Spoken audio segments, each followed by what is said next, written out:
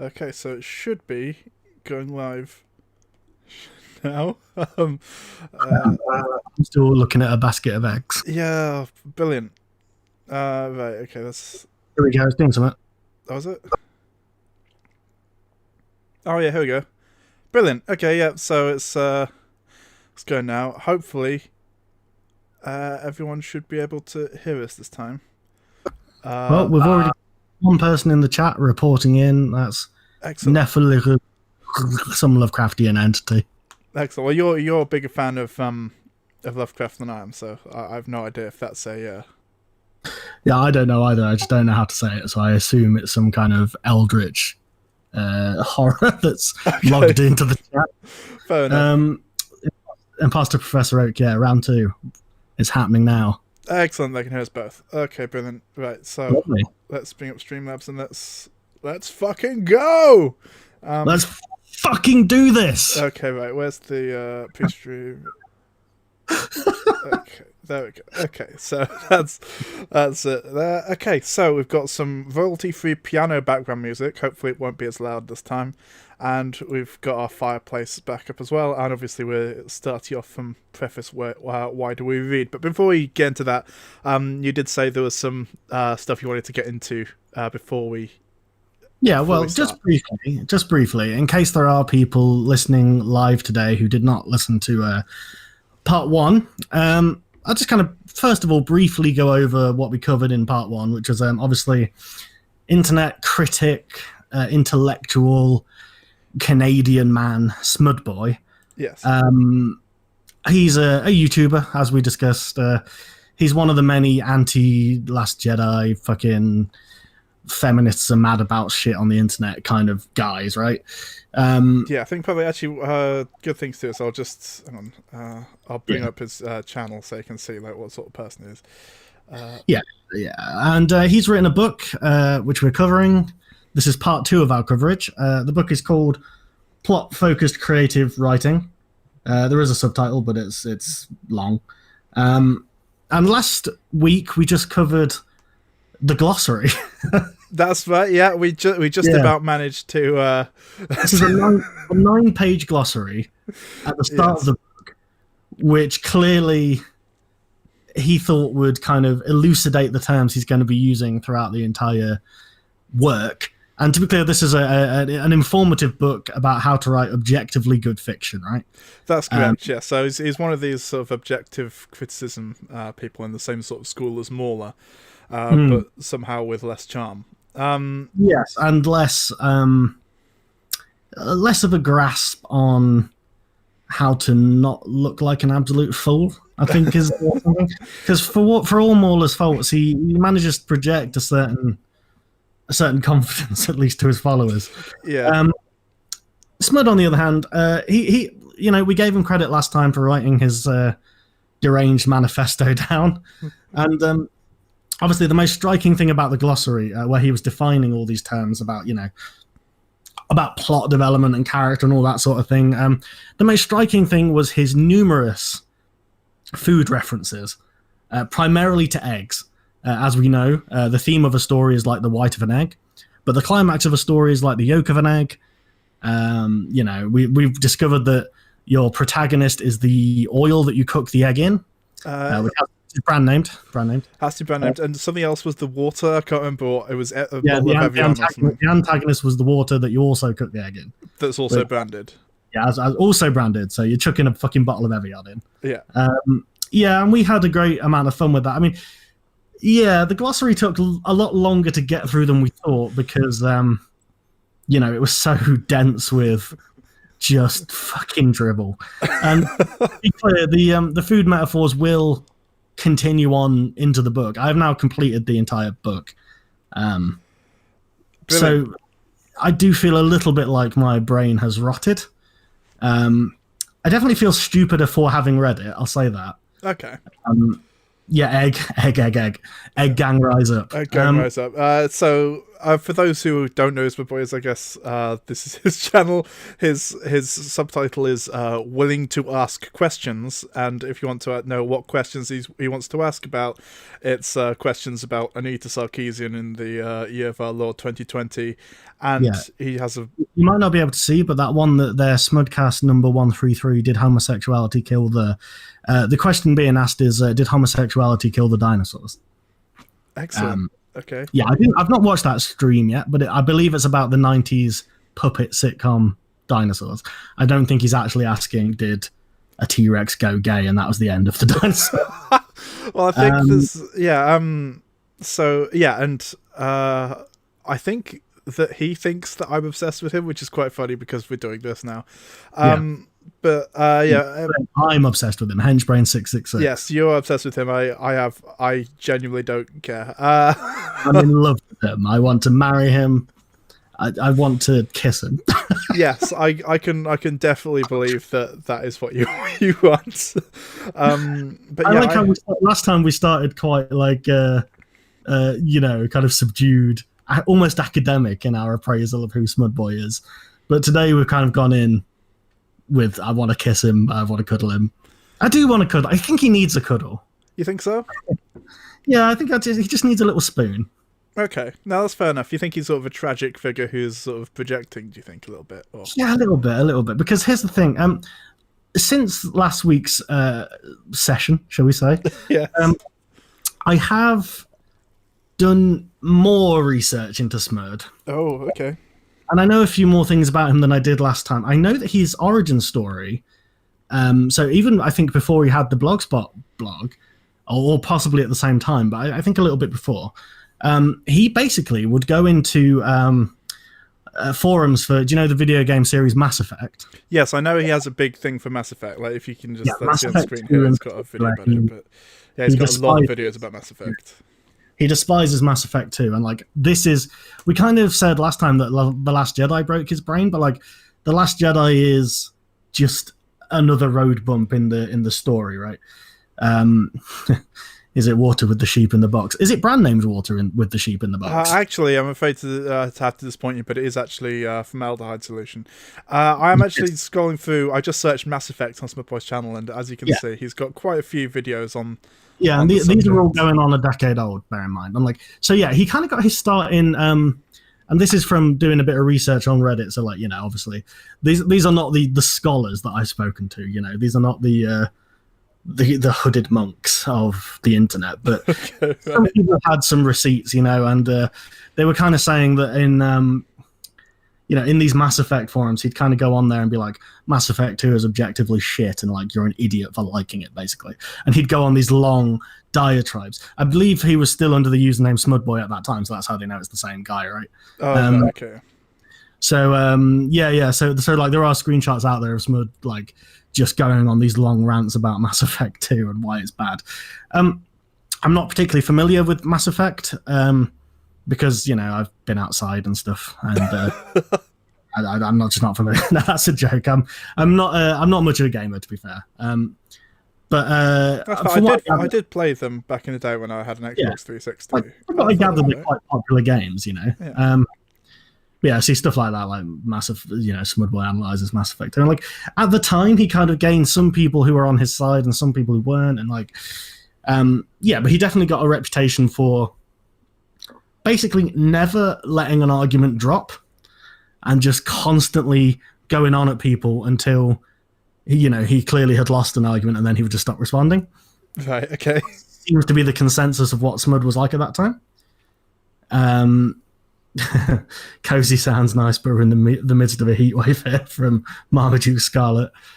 Our friend the Lovecraftian Entity says it's a bit like Video Killed the Radio Star. I assume they're referencing homosexuality killing the dinosaurs. Oh, yes.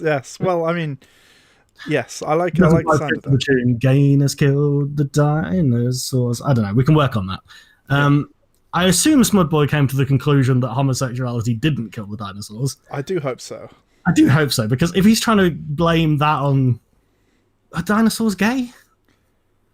I mean, that's a big question. I mean, presumably they can, because I mean, modern animals can be gay, so presumably dinosaurs could also have been gay, yeah? Yeah, true. I mean, homosexuality occurs in the animal kingdom as about as much as in the human world, right? Like it's it's not much in it. Anyway, enough about gay dinosaurs.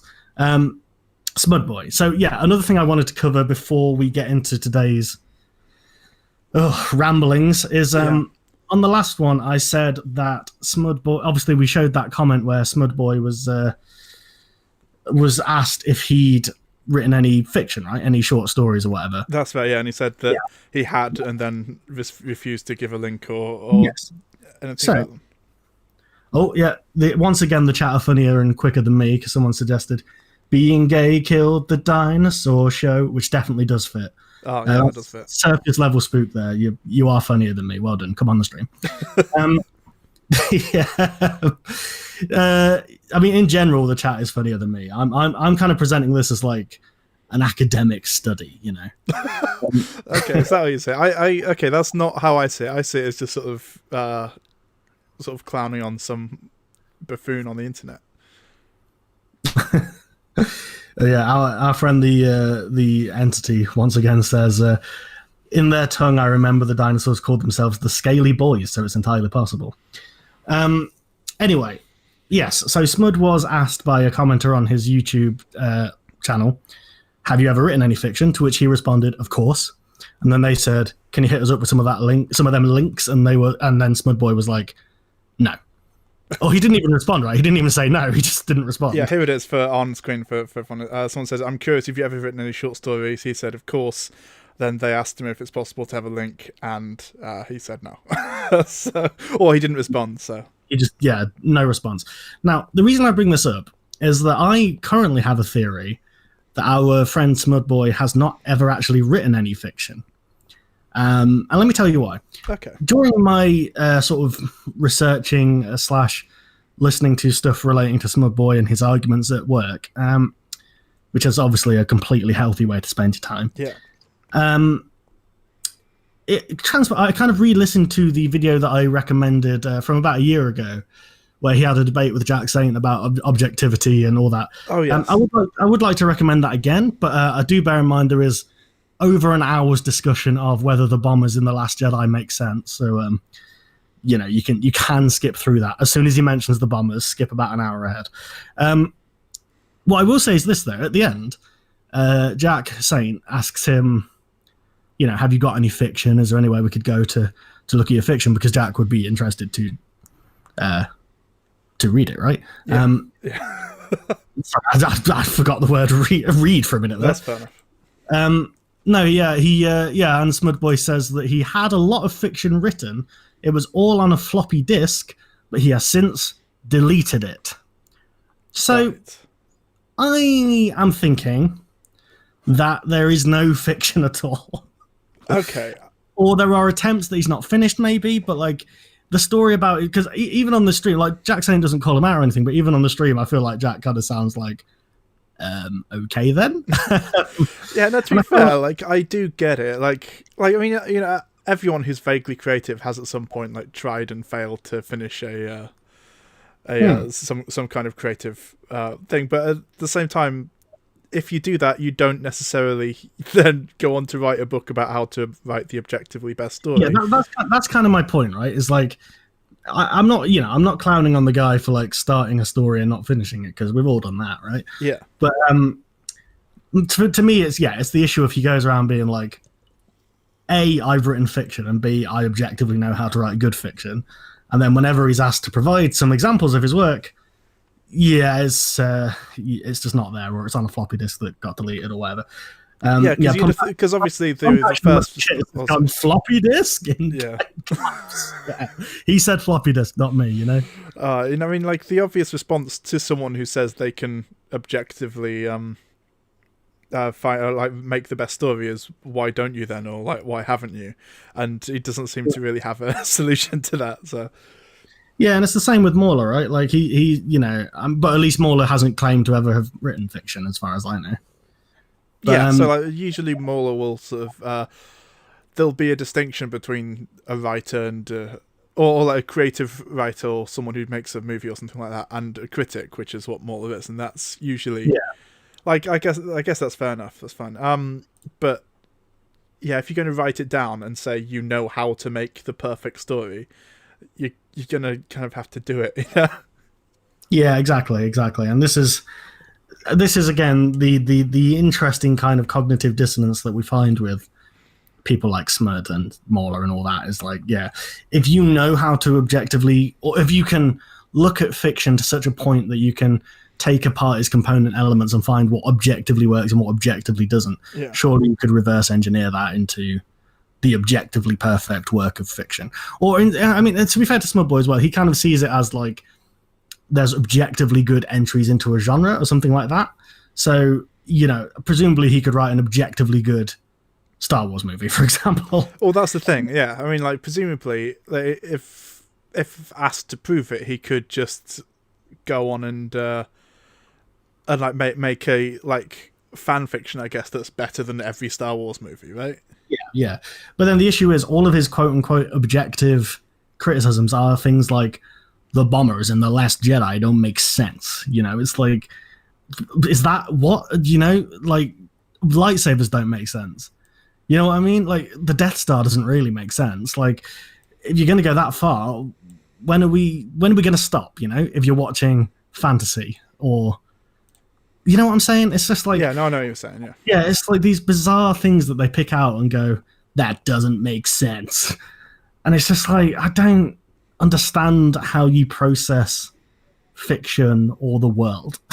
Well, yeah, the thing is that like they'll go on about stuff like that in The Last Jedi, but I know for a fact that these people do generally like The Mandalorian, and famously it has that bit where there's a guy in skinny jeans or something in the background in a recent episode, but that doesn't make The Mandalorian, you know, like objectively bad or whatever. Yeah, exactly. Riot Fox has come in there with okay, but Smudboy needs to establish the objectively best eggs because for all we know it could be ostrich. Yeah, exactly right. You're exactly right. I mean, I think it's potentially it could be gay dinosaur eggs. Gay dinosaur eggs specifically, yeah. Yeah, I mean, Alyssa C. Yeah, I get what you're saying. She says, I don't mean to defend this point of view, but just because you know the elements of a good story doesn't mean that you're creative enough to make a story yourself. Yeah, I get that. And there is a difference, as we say, between being a critic and being a writer. And I do think that they are kind of separate art forms in a way. But to be honest, I don't think there's a critic that could be considered one of the greats who has ever been like, I objectively know what makes a good story. I think that's the issue that we have a problem with, right? It's like there's no room to maneuver with that critical lens. You know what I'm saying? It's just kind of like, this is bad because I say it is. And like, again, all the elements that these people flag up are not thematic elements. They're not really even plot mechanic elements. They're just weird shit like the bombers don't make sense, or this military strategy wouldn't work, or why does Admiral Holdo wear a ball gown? You know? It's like genuinely, I've heard that criticism from Mauler, and you just kind of go like, well, yeah, but that's not objective, is it? That's just you going, I think this is dumb, or it takes me out of the movie. You may as well ask, like, why does fucking, I don't know, like Obi-Wan Kenobi wear a dressing gown all the time in episode 4? Yeah. Like, I mean, you know, it's just a part of the story. That it's just deal with it. It's a sci-fi or science fantasy. I don't know. I just feel like that's not too much of a stretch of the imagination for me. No. Alyssa C, no need to apologise. We're not clowning on you. We're clowning on Smud. You know. I feel like sometimes, we do need to kind of explain why we find him so silly, right? Or why we find this perspective so silly. Yeah. Yes, you're absolutely right. There are ways that you could fundamentally look at plot, story, character, and just kind of speak to how generally stories are constructed and how people receive them. And I think that is important. And obviously, like, most writers, as we kind of covered last time, like most writers are kind of writing for a general audience. So there are certain rules that you can follow that make people like a general story, right? Like the hero's journey, stuff like that. But to act like those are objective rules to storytelling is nonsense. Yeah. But yeah, I think, is that enough preamble on this? Are we ready to I think so. jump into the yoke of Smudboy's mind? I think so. Well, I've got the preface up. Why do we read? If you're happy to jump into it, I think we've given enough context. I will say, not to disappoint the egg gang, aka the chat, there's not as much egg talk this week. We're still going to dip into the steakhouse, mind you. It's going to be a lot of steak talk. Ooh. So by the end of this, I'm hoping we've got two different factions of fundamentalists. One who are eggists and one who is steakists. You know, I like this. Yeah, egg versus steak, ultimate smackdown. I like it. Well, I mean, I obviously, I keep saying obviously as if people know me in real life, but in the last one, we mentioned that I'm a vegetarian, so I'm going to go eggist. Okay. Matt, let's see if you're a steakist by the end of this. Okay, yeah, sure. Let's. I'm happy to go with steak. I'm just gonna. There you go. Feel free to post the corresponding emoji in chat if you would like. Is there a steak emoji? Probably. Riot Foxes. Sorry. Less egg talk. All right, good stream. See you never. People are already kicking. I didn't say there was no egg. There's just less egg. All right. Okay. There's this one. Is this a steak? Do you think? That'll do for a steak. Yeah. Okay. Cool. We've got that. We've also got some bacon, but that doesn't count. No. Okay. All right. 666. So right. Yeah. So is everyone sitting comfortably? Does everyone have an adult beverage to hand? If that's how you're gonna do it.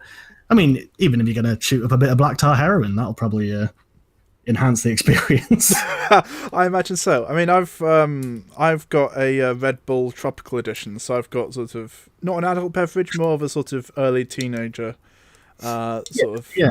I'm drinking like I won't say a brand name, but just orange squash. I've got 2 glasses of orange squash to get through this. You can say a brand name if you want to. Robinsons. Okay. Sponsor us, Robinsons. Oh no! Oh, that would be good if we could get big squash to. If we could get a little bit of Robinsons, we'd love that. That is a great euphemism. Bit of Robinsons. Yeah. Bit of Robinsons. Go on. Yeah. Spend a bit of cash, Robinsons. You've got the money. Yeah. Anywho, our Lovecraftian entity friend says, I've been drinking since midday, so go for it, lads. I'm just going to say that's about right. Right. Okay, so yeah, get into your high-backed armchair, sit by the fire, undo your trousers. Where's this going? Oh dear. Pop your top off. Oh no. Get an adult beverage in hand, and let's get into it. Roy O'Connor's jogging at the moment. I mean, hopefully this spurs you on. Anyway, right, Matt, are you ready? I'm ready. I'm just imagining someone jogging whilst listening to this shit. I know, normally I like a bit of music if I'm going out jogging, like something to pump you up. But yeah, it's just some... This will be like, slowly sliding into a coma. I imagine so, yeah. Yeah. Anyway, okay. So, it's the moment we've all been waiting for. It is. The word of Smud, delivered. Preface. Why do we read? Why do we read? Oh, well, first off, why do you think we read? Well, I mean... That's a big question, really, isn't it? I think we read for, sometimes for information, sometimes for entertainment. But yeah, I think, language is how we fundamentally communicate. So it's what separates us from animals, I suppose. And look, what I'm saying is I don't have a clear answer to this. If I try to answer the question, why do we read? I will spiral off into philosophical nonsense. What about yourself? Do you have a clear and concise answer for why do we read? Well, I mean, there's loads of different reasons. It depends on the kind of book, really, doesn't it? Because, I guess you read a horror novel for a completely different reason for, what you read a, political philosophy book. But I guess it is either to build knowledge or just enjoyment. The same way you'd watch a movie. It's just a different kind of media. Yeah. I mean, Smudboy's got his own thoughts, and we'll get into that. I will just say, if we're already getting snagged up on the title, then we're not going to breeze through this section any quicker than we did last time. Yeah. So you were hoping we'd get into chapter 1. Chapter 1 is it's the yolk of the egg. You know what I'm saying? Yeah, that may be that may be optimistic, but we'll see. Once again, the chat is better than us, right? Fox has got in there and said, we can and want to read, solved your question. So, there you go. Okay, yeah. Although somebody called Water has just gone, words go brr. So that is also correct. Yes, I think that's the objectively correct reason. Philosophers giving us their philosophical perspective there. Words go brr, that's why I read. I love it. Love it. Beautiful. I mean, it probably makes about as much sense as what Smud's about to say. Okay. So, yes, preface. Why do we read? A story is a series of events headed by a character whose purpose is to entertain and teach. It is obviously much more, but these two elements are essential. Consuming a story could be stimulating, monotonous, long and tiresome, or even painful. Why? How? So, I mean, the obvious joke there is to say that consuming this book is monotonous, long and tiresome, and definitely painful. Yeah, I think we need. Hang on. I think we should have been more prepared, really, with these table. What's the fucking foghorn thing? I don't know, mate. What is? Okay, fine. Shall we just breeze on? Okay. Oh, so that's just foghorn leghorn. Okay, never mind. Okay, continue. Foghorn leghorn in the chat. Yeah. Humans have a variety of reasons for doing anything. This comes down to this basic question. What concerns their mind? Hopefully, during leisure and learning, the focus should be granting fuck me, I'm already fucking up the sentence. Hopefully, during leisure and learning, the focus should be granting or at least stimulating their intent. Parenthesis. E.g. intellectual, so thinking, carnal, fucking. Or what I think is most key to Smud's heart, gastronomical. Yeah, I think that's definitely. I mean, he's just a hungry boy. Maybe he's a horny boy. A hungry, horny boy. That doesn't bear thinking about. Let's move on. Okay. Thus, people inherently consume, not because they need to survive, but because life would be unbearable without diverse stimulation. That type and intensity of desirable stimulation varies amongst us, but there are some universal values we hold. After basic needs, we consume not just to survive, but to enjoy its process. We don't only want to learn something, we need to then experience something new. We want to be stimulated. So, before we get into the next, okay, because we are about to jump into some steak talk, because of course, what do you make of that? That's an interesting way of putting it. Hang on.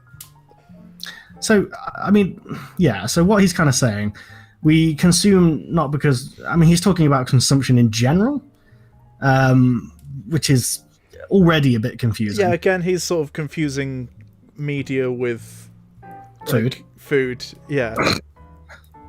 I mean, he's also confusing it with sex, which is... Yeah, I mean, I kind of get what he's saying from, a perspective of, like, if we were just talking about food and sex, like, yeah, obviously we consume for pleasure as much as for, or at least, in Western fortunate countries, we eat for pleasure as much as for sustenance. Yeah. Yeah, and, like, obviously most fucking is done for pleasure, not just for reproduction. Not really sure how that relates to cracking open a book and having a read. I mean, I suppose you could argue that we need intellectual stimulation to survive on some level. Yeah, I mean, I guess you could say that. Yeah, I mean, obviously boredom is a huge contributing factor towards humans sort of doing most things. So I can see that argument being a thing. It's just a very strange way of putting it. Before we go on, a question about the mind of Smud. Do we think Smudboy combines two pleasures, in this case, food and sex? Do we think Smudboy has food sex? What, you mean like sex with food? Well, either with a partner but there's like food involved, or, do we think he fucks a steak? Why? Why is that where your mind immediately went, honestly? Look, I've been doing a deep dive into Smudboy for the last week. Okay. So yeah, if the chat picks up on me having an edgier demeanour than I did last time, it's because I've snapped. Okay, I think he uses raw egg as lube. Yeah, possibly. That's where I'm going. Do we think he's one of these people who's like, smothers his partner in chocolate cake or something? Or cake farts. Yeah. Anyway, speaking of food, we're going to slalom into a new sentence about food here. So after he says, we don't only want to learn something, we need to then experience something new, and we want to be stimulated. Smud goes on to say, some of us may love eating steak, so steak gang rise up. Yeah. And we need protein to survive. but we don't want the same thing every day. Now, I want to flag something up here, because in pretty much every stream of Smudboys that I've watched, or a lot of them, where he talks about objective criticism, right? Yeah. He uses the metaphor of steak, a steakhouse. He constantly talks about steak. In the Jack Saint video, he talks about steak. He talks about steak all the fucking time, right? Yeah. But he's saying here, some of us may love eating steak and we need protein to survive, but we don't want the same thing every day. I put it to you, Smudboy, that you do want the same thing every day. Yeah, because presumably if steak is the most objective, it's like the objectively good story, then why would you want anything less than that? Why would you want anything different, you know? Yeah, it's odd. Yeah, and like I say, his constant metaphor is steak and steakhouses. So like, I feel like him saying we don't want the same thing every day, it's like, you do want steak. Yeah, in the chat, steak is love, steak is life. Yeah, I can believe that, yeah. Yeah. Anything done repetitively causes a decrease in stimulation and emotional reaction. I mean, that's kind of broadly true, I suppose. Like, if you do the same thing day in, day out, then you might not be as engaged in that action going forwards, I suppose. Well, I don't know. Smudboy seems very engaged in whining about feminism on the internet. He does that day in, day out, so I don't know. Yeah, and also like talking about The Last Jedi, which he's been doing pretty much non-stop for the last 3 years. Yeah, and he's now covered me twice on his podcast as well. Because like one of his streams from this week, which I believe is titled "Is Art Objective or Subjective?" Yeah. He literally is still talking about The Last Jedi, and not only The Last Jedi, he's talking about the throne room scene and that disappearing knife. Oh, for fuck's sake! See, the thing is, I don't get why they're still going about The Last Jedi, because everyone agrees. Star Wars film since then. Well, yeah, everyone agrees that The Rise of Skywalker is a bad movie, right? Like, so why don't they use that as like the benchmark for what makes an objectively bad film? Because like, most people will agree with them.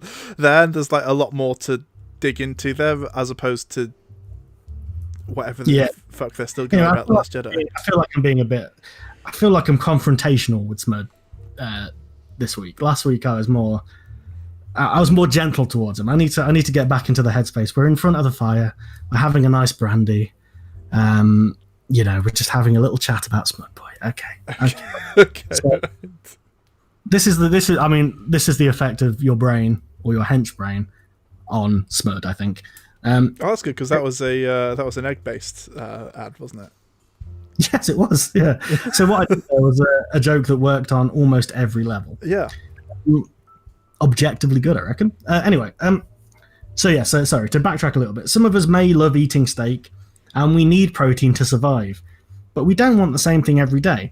Anything done repetitively causes a decrease in stimulation and emotional reaction. Since our minds can be filled with any random series of interests and topics at any time, we must adhere to objective principles and values that have been around since the inception of language. Oh no. Yeah, yeah. Oh no, so that's not true at all. Hang on, so we must adhere to objective principle. Like, there's no such thing as an objective principle or value. Those things, by their nature, are. Well, I guess you could say like some science based principles, like the laws of gravity and shit like that. I guess you could say that's like. I think he's talking about like moral and philosophical principles, though. But the thing is that when it comes to that, there's no such thing as an objective. No, that can't work. To be clear as well, like language itself is subjective. Like, well, yeah, there are no objective like rules of language. Well, no, I mean even within the language, even within. Our Lovecraftian entity friend says, "I was there when language began, and he is objectively wrong." And I just imagined like a Cthulhu-like creature rising out of the sea to just diss Smudboy. And yes, water, he did just assert it as true, yes. So. God, there's some interesting talk in the chat. Someone's said, repetition causing a decrease in stimulation. BDSM Smud confirmed. Oh. Maybe he's a kinky boy, as well as a hungry boy. We simply don't know. That's fine. There's no judgment. I'd say that kink is pretty based. Yeah. Look, if you want to be kinky, if you want to pop a hard-boiled egg up your ass, if that's what gets you going of a morning, then who am I to judge? This is a complete tangent, but one of my friends is actually a doctor, or a junior doctor, and she did do a rotation in the A&E locally, and apparently one time someone came in with a full apple up their arsehole, and they had to sort of cut it out. A falafel, did you say? An apple. Oh, a full apple. Okay, sure. Sorry, I was very I don't know why a full apple is worse than a falafel, presumably, because a falafel, it's quite soft, really. I guess you could shove that up quite easily. But yes, no kink shaming. We love kink. It's fine, so long as everyone's consenting and all the rest of it. It's all good. Yeah. I personally wouldn't want a hard-boiled egg up my ass, but that's a personal choice. And to be fair, I've not tried it. Exactly. So you know what? Maybe in the spirit of research, you should try it and report back to us. Yeah, well, I'll at the end of the stream, I'll call Mrs. Henchbrain in and I'll say, "Get boiling some eggs, love." I've got a brilliant idea. Brilliant. Anyway, so once again, Smud has improved our lives with things that he didn't actually write. So, since our minds can be filled with any random series of interests and topics at any time, we must adhere to objective principles and values that have been around since the inception of language. These ideas relate to the human condition. Okay. Thus, a writer must A, and again, I need to point out the weird formatting here, because he goes A, and then we've got inverted commas straight away. So that's interesting. Thus, a writer must A, give the audience what it wants, in B, the way it wants it. What? So, no. Yeah, so this is interesting, because Smud's main thesis really is the audience must be given exactly what it wants. So this kind of goes back to what we were talking about last time with verisimilitude of a steakhouse, right? Or you want meat to taste like meat and egg to taste like egg and whatever the fuck you were saying last time. See, basically what he's arguing for here is for I don't know, so saying that so we should always give the audience what it wants and the way it wants it, so there's no real room for creativity then, right? Yeah, I'm sorry, define what the audience wants. This is the issue with this kind of thinking, is basically, if you just go, I'm giving the people, we're giving the people what they want by talking about eggs and stuff, but do you know what I mean? It's what does the audience want? Because I want original stuff. I want originality. I want something that's different to what I've seen before. So if he's going by the argument that he was last time about generic expectations are things that you need to fulfill, and not doing that is objectively wrong, then you're not giving me what I want.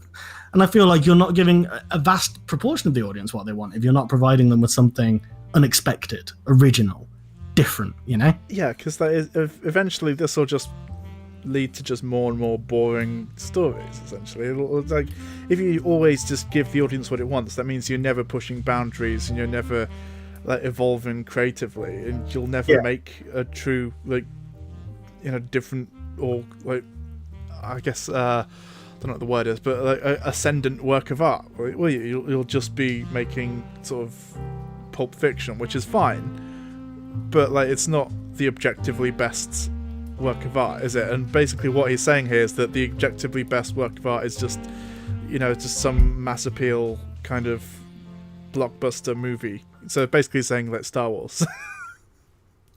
Well, not even Star Wars, right? Because this is his issue with The Last Jedi, is that it quote-unquote subverts expectations, which is also his issue with The Last of Us 2 as well, as it quote-unquote subverted my expectations.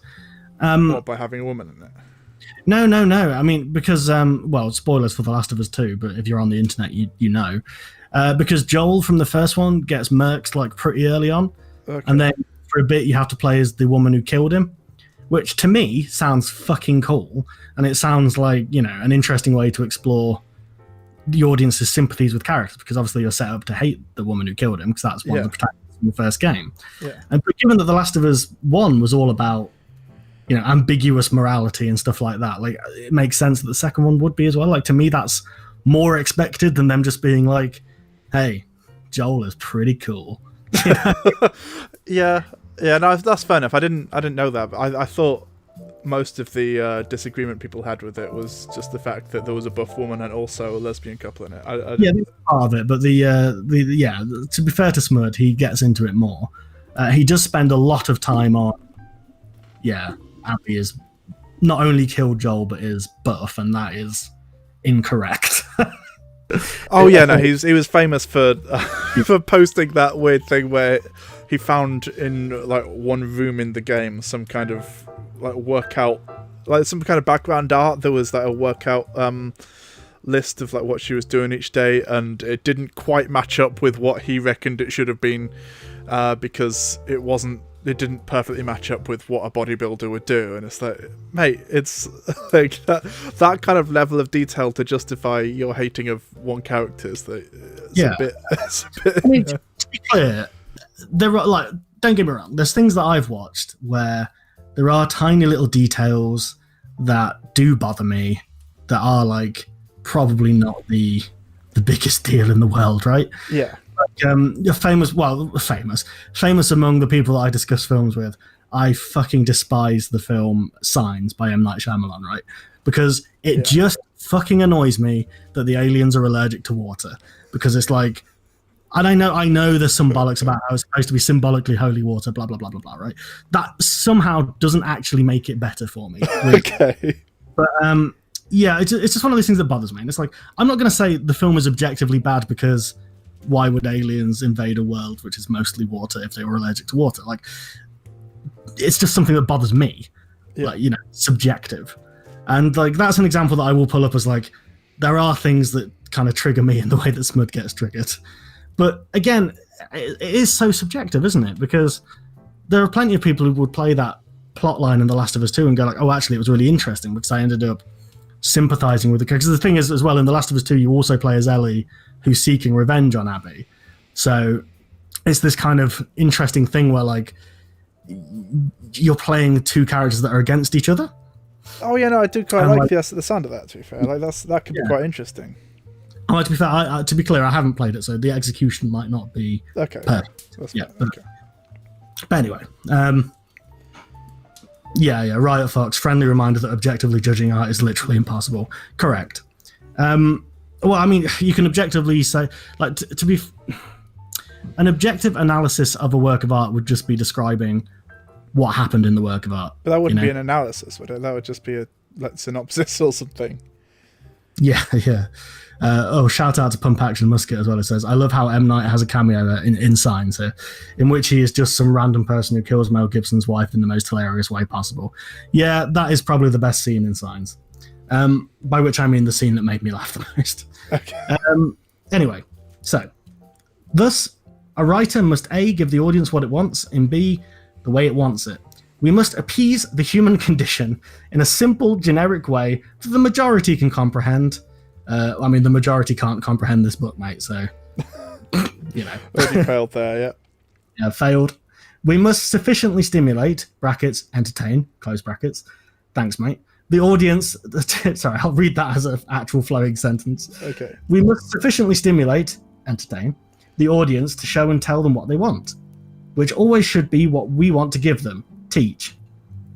What? So wrap your mind around that, mate. We must sufficiently stimulate, entertain, the audience to show and tell them what they want. Why? Which always should be what we want to give them, teach. What does that mean? Okay, so first, like, I get the first half of it, I guess, but I don't agree with it. Like, we must sufficiently stimulate or entertain the audience to show and tell them what they want. But, like, for a start, what do they want? And also, like, why should we give them what they want? Like... Yeah, and also, like, I think Walter said earlier in the chat, like, a better way of putting it than I did. Like, the audience is not a homogenous mass. Like, it's just, I don't understand what he means by this. Let me read the sentence again. We must sufficiently stimulate, entertain the audience to show and tell them what they want, which always should be what we want to give them. So let's break this down. We must sufficiently stimulate / entertain the audience, fair enough, to show and tell them what they want. So we've got to show them and tell them what they want. But why do we have to do that? That's my question. He's not sort of... I assume maybe later on in the book he does it, but at the moment he's not really sort of backing up anything he's saying in any kind of Matt, are you suggesting that later on in this book, Smud might clear up what he's saying? Because if you are, you must be new here. Okay, so this is the last he mentions this kind of thing, is it? Well, I wouldn't say it's the last, but it certainly doesn't get any clearer as it goes along. Because what he tends to do is kind of restate things he's already said with different wording, but not actually elaborate on anything. Yeah, so like, as Alyssa said in the comments, like, how do you figure out what you want? So, like, do you take a poll of the audience? So, thing is that I guess a large part of the problem that I have specifically with Smudge is that he does tend to sort of expect people to be writing in pre-existing properties. Also, what if the audience you're writing for wants their expectations to be subverted? And also, what if the audience you're writing for isn't one homogenous audience? It's made up of multiple different kinds of like factions of people. So like we've mentioned it before, but with the MCU, like they keep like a variety of people or sort of entertained, I guess, because each movie or each series is generally a different but similar genre to each other. So they're all like superhero action, but within that you've got like the Thor movies are more sort of fantasy-ish, and then you've got like Captain America, which is more kind of like spy thriller, that kind of Yeah, and in fact, actually, Captain America is a good example because The Winter Soldier is a film that most people who are into Marvel films really like, right? Yeah. That is a film that goes out of its way to, I mean, in terms of narrative, it's fairly straightforward. It's goodies, baddies, all the rest of it. But it does subvert your expectations because it has the whole Hydra thing that kind of came out of nowhere, right? Like S.H.I.E.L.D., who have been presented as the good guys, turns out they were a faction of neo-Nazis, essentially. And there was a lot of kind of like subversive stuff in The Winter Soldier. And the fact that they made it into like, this is going to be a 70s spy thriller rather than a traditional Captain America movie, I guess, where like the original Captain America movie was much more of like a 40s superhero adventure, like I'm gonna sock Adolf in the jaw kind of film. No, it was very much playing on like the actual real life sort of portrayal of Captain America, I guess. Yeah. Whereas like Winter Soldier is like a lot more kind of politically complicated, and it's kind of being like, actually, what value does patriotism have if you're not gonna challenge the status quo of your own country if it means bettering your country? You know what I mean? Yeah. Like, so like the Winter Soldier is actually pretty subversive of like a lot of stuff. I mean, it's kind of subtextual in a lot of cases, but like literally the most explicit version is, of course, like, the fact that Hydra turns out to be behind S.H.I.E.L.D. the entire time. It's like, this organization that you thought were good turns out they're not. So think on. I mean, it does seem like his argument, which isn't really an argument, really, is the sort of subverting expectations is good if it's done in a good way. Which fine, but like, what define a good way? Exactly. Yeah, that's the thing. I'm sure he'd probably argue that. But then is he saying because he's saying give the audience what they want in the way they want it? So, to me, that's like don't subvert anything whatsoever. Yeah, because I mean, I guess. Sort of getting into the mind of Smudboy, we're sort of thinking about this in terms of sort of kind of like blockbuster movies, like Star Wars, MCU, video games, I guess, as well, AAA video games. And it's just sort of like he's like a lot of the time I am thinking he's deliberately talking about Star Wars here, but I'm just like, even in terms of that, I don't really know what that would mean. Like, give the audience what it wants in the way it wants it. Like, how would that really apply? You know? Yeah, it's odd, isn't it? I mean, it's kind of.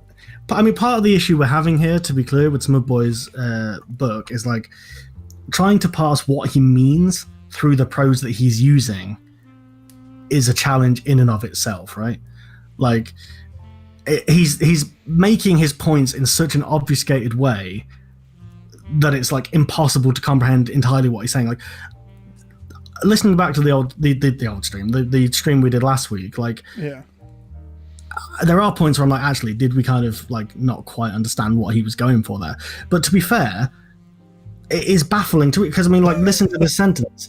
Thus, a writer must A, give the audience what it wants, and B, the way it wants it, followed immediately by, We must appease the human condition in a simple, generic way that the majority can comprehend. We must sufficiently stimulate the audience to show and tell them what they want, which always should be what we want to give them. Like, what the hell does that mean? There's so much you can like dig into. Like, we must appease the human condition. Like, what does that even mean? Like, the human condition isn't like a basic need that can be fulfilled. You know, it's not like we must appease the human condition. Like, what does that mean? Like, there's so much art and philosophy written about what the human condition is exactly. Well, I guess you could talk about like no, I forgot what I was going to say. But you can talk about how like uses the human condition in such a broad way that like this, it reappears in this book and it reappears in a lot of his streams and stuff. Like, he talks about the human condition as this kind of immutable thing, but it's like, but it's not. Like, what do you mean by the human condition? Like, we're exploring as a society, we explore what it means to be human in a different way with every passing year, right? Like, there's things that, I mean, we're getting lost in the weeds already, but this is the issue with Smudboy, isn't it? Yeah.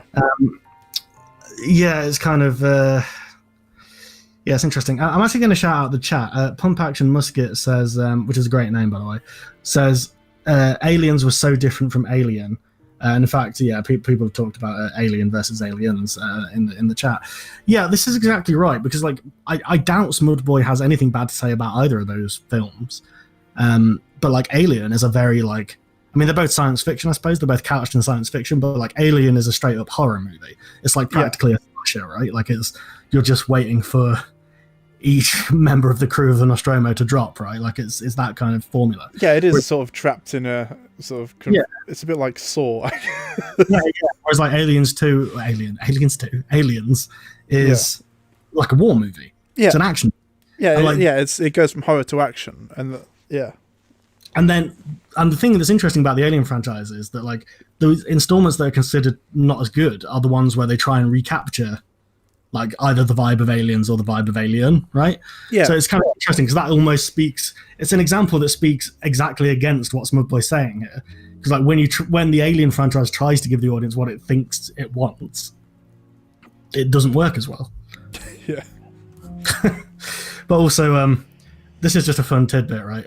Apparently, when James Cameron was called in to pitch an idea for a sequel to Alien, he went over to the whiteboard that was in the room, wrote Alien, looked around the room at the investors and everything, then wrote an S, and then turned the S into a $sign. Which is the most baller move ever, I think. Oh, man, that's so true. That's brilliant. I love it. That's great. I mean, James Cameron's probably a bit of a twat, but like he does occasionally pull out some absolute baller moves. Really looking forward to Avatar 2 to 15. Anyway, objectively good, I'm sure. Anyway, where were we? We've appeased the human condition. We've been. I mean, I think part of the problem we're having here is there's less food metaphors, right? So it's harder to actually. It's harder to understand. Yes, it's not explaining it to us in terms of food. I mean, I'm saying that like sarcastically, but it's also kind of true. Yeah, so we've got see, the thing is, we must appease the human condition. Okay, if we ignore that and pretend we understand what it means, is in a simple, generic way that the majority can comprehend. Well, what does that mean? Yeah, like it's basically just advocating for talking down to the audience, right? Sorry, in the chat, our Lovecraftian friends just put Avatar with an S with a $sign. Yes, avatars, love it. Beautiful work. The chat are funnier than us as always. Anywho, where did we get to? So we must sufficiently stimulate, entertain the audience to show and tell them what they want, which always should be what we want to give them. Teach. So this is this thing, right? Like fiction, we read for entertainment and learning, right? Right. Okay. Yeah. But like, why does it have to be both? Like, what do you learn from Star Wars? Well, you have to think of it this way, right? So the entertainment is sort of the yolk of the egg, okay. And the is white. Okay. Film structure, objective film structure is the shell of the egg. Yeah. Right. I don't know. Look. Anyway. I'm trying to make sense of this with I'm trying to represent Egg Gang as well, because Egg Gang wants eggs. So I'm trying to give the audience what they want, which is of course I want to give them. Okay. Anywho, he says, failure to do so. This is, again, some interesting grammar in this sentence. Failure to do so, and you are creating unfinished art. I think he means fail to do so when you were creating unfinished art. Okay. So, fail to do so, and you are creating unfinished art, an empty facade that no one, through experience, would want to consume or care for. What? Yeah. Fail to do so, and you are creating unfinished art, an empty facade that no one, through experience, would want to consume or care for. So he's kind of saying, like, if you fail to stimulate the audience to show and tell them what they want, which always should be what we want to give them, if you fail to do that, you're creating unfinished art. What? Why? Hang on. Say incomplete, you know? But so I don't understand why art can't just be one or the other, right? Like, why can't art just be to entertain? Like, and again, like, what do you learn realistically from most like massive blockbuster movies? When we say learn, I don't think he means education in like. I think he means like moral lessons, philosophical lessons. You know, so you could argue that there are moral lessons in Star Wars, right? Like, don't be a fascist. Okay. Which is pretty basic, but you know, it's still a lesson. Hang on. But doesn't Smudboy hate it when there's politics in his media, though, right? Yeah, but remember, Star Wars has always been apolitical until The Last Jedi. Right. Okay. So think about that. Well, if you remember, actually, Matt, what he was saying last time about if you've got to mix the white of the egg into the yolk, and like this book is going to teach us how to write without whites. So he's kind of saying. So I think what he's saying there is like, and remember, chat, that white is the theme and the yolk is the climax. Yeah. I think what he's saying there is like, especially in context of this chapter, is like, you've got to like. Hang on. You can hear the gears turning right in my brain. Yeah, I can, yeah. Trying to explain this. I think what he's saying is like it's okay for a work to have like moral lessons in it so long as it's not explicit and in your face. Right. You are right, yeah, he has complained in the past about like, yeah, political stuff. I mean, the honest answer is they don't like political stuff when it's obviously politics they don't agree with. Yeah, no, they don't like political stuff if it's anything to the left of, I don't know, fucking Obama. Although they don't like Obama either, so I think to the left of Trump, maybe. But yeah. Like, they really don't like when women, gays, or black people exist in video games or movies. But also they want movies to teach moral lessons. Like, how does that work unless you're explicitly going to say that only right-wing people can make movies? Yeah. Shout out to all the egg memes in the chat, by the way. Love it. But also, I think, I think this is a fundamental hypocrisy of these objective critics, right? It's like, it's just this kind of baffling labyrinthine logic where you're like, so you want there to be some discussion of morality, you want there to be something that speaks to quote unquote the human condition. Yeah. But if that something is any way left of Trump, like, that's bad. Or if it's explicitly political, that's bad. But then, like, I mean, if you look at something like The Last Jedi, that's not. I mean, yeah, all right. There's a section where it's like, hey, like, war profiteering's bad. Who knew? You know, it's like, do you know what I mean? It's like, what? Well, I mean, the whole point of that was the fact that both sides are not equally bad, but both sides are flawed. You know, it's if anything, it was sort of muddying the waters of that kind of. Yeah, and also, you think Smudboy would like that because that's a bit of logical world building, right? That there has to be an arms dealing class in the Star Wars galaxy because they're constantly at war. Yeah. So, like, there has to be someone who's selling weapons, right? Yeah, because they're clearly not making their own. I mean, like, I guess you could say maybe the Empire like has that kind of infrastructure, but the Rebels definitely don't. Yeah, exactly. Anyway, I feel that we're getting lost in the steakhouse already. Yeah, you're right. We've wandered into the steakhouse kitchen and there's a man shouting at us about salami. That's I don't know. I'm viewing Smudboy as like a Gordon Ramsay figure now. Oh, okay, I quite like that. Yeah. Incidentally, I don't know if anyone's been watching the new Hell's Kitchen, but it's very funny. I mean, Gordon Ramsay again, probably a bit of a twat, really, all said and done. Probably. But he makes entertaining television, and we're all going mad in 2020. We need entertainment. Anywho, where did we get to? Fail to do so, and you are creating unfinished art, an empty facade that no one, through experience, would want to consume or care for. But why? So he's saying that, like, as well, through experience. He's being like, look, listen, there's films that no one fucking likes, and it's because they don't follow this rule of giving the audience what they want. I don't know if that's true. I don't know if that's true at all. But like what? No, I don't know. No, that's just bullshit. Like, so first, you're creating unfinished art. So you're saying you're creating an empty facade, but like basically what, like that's what people would say about art that doesn't have, I don't know, like theme or subtext to it, which he objectively.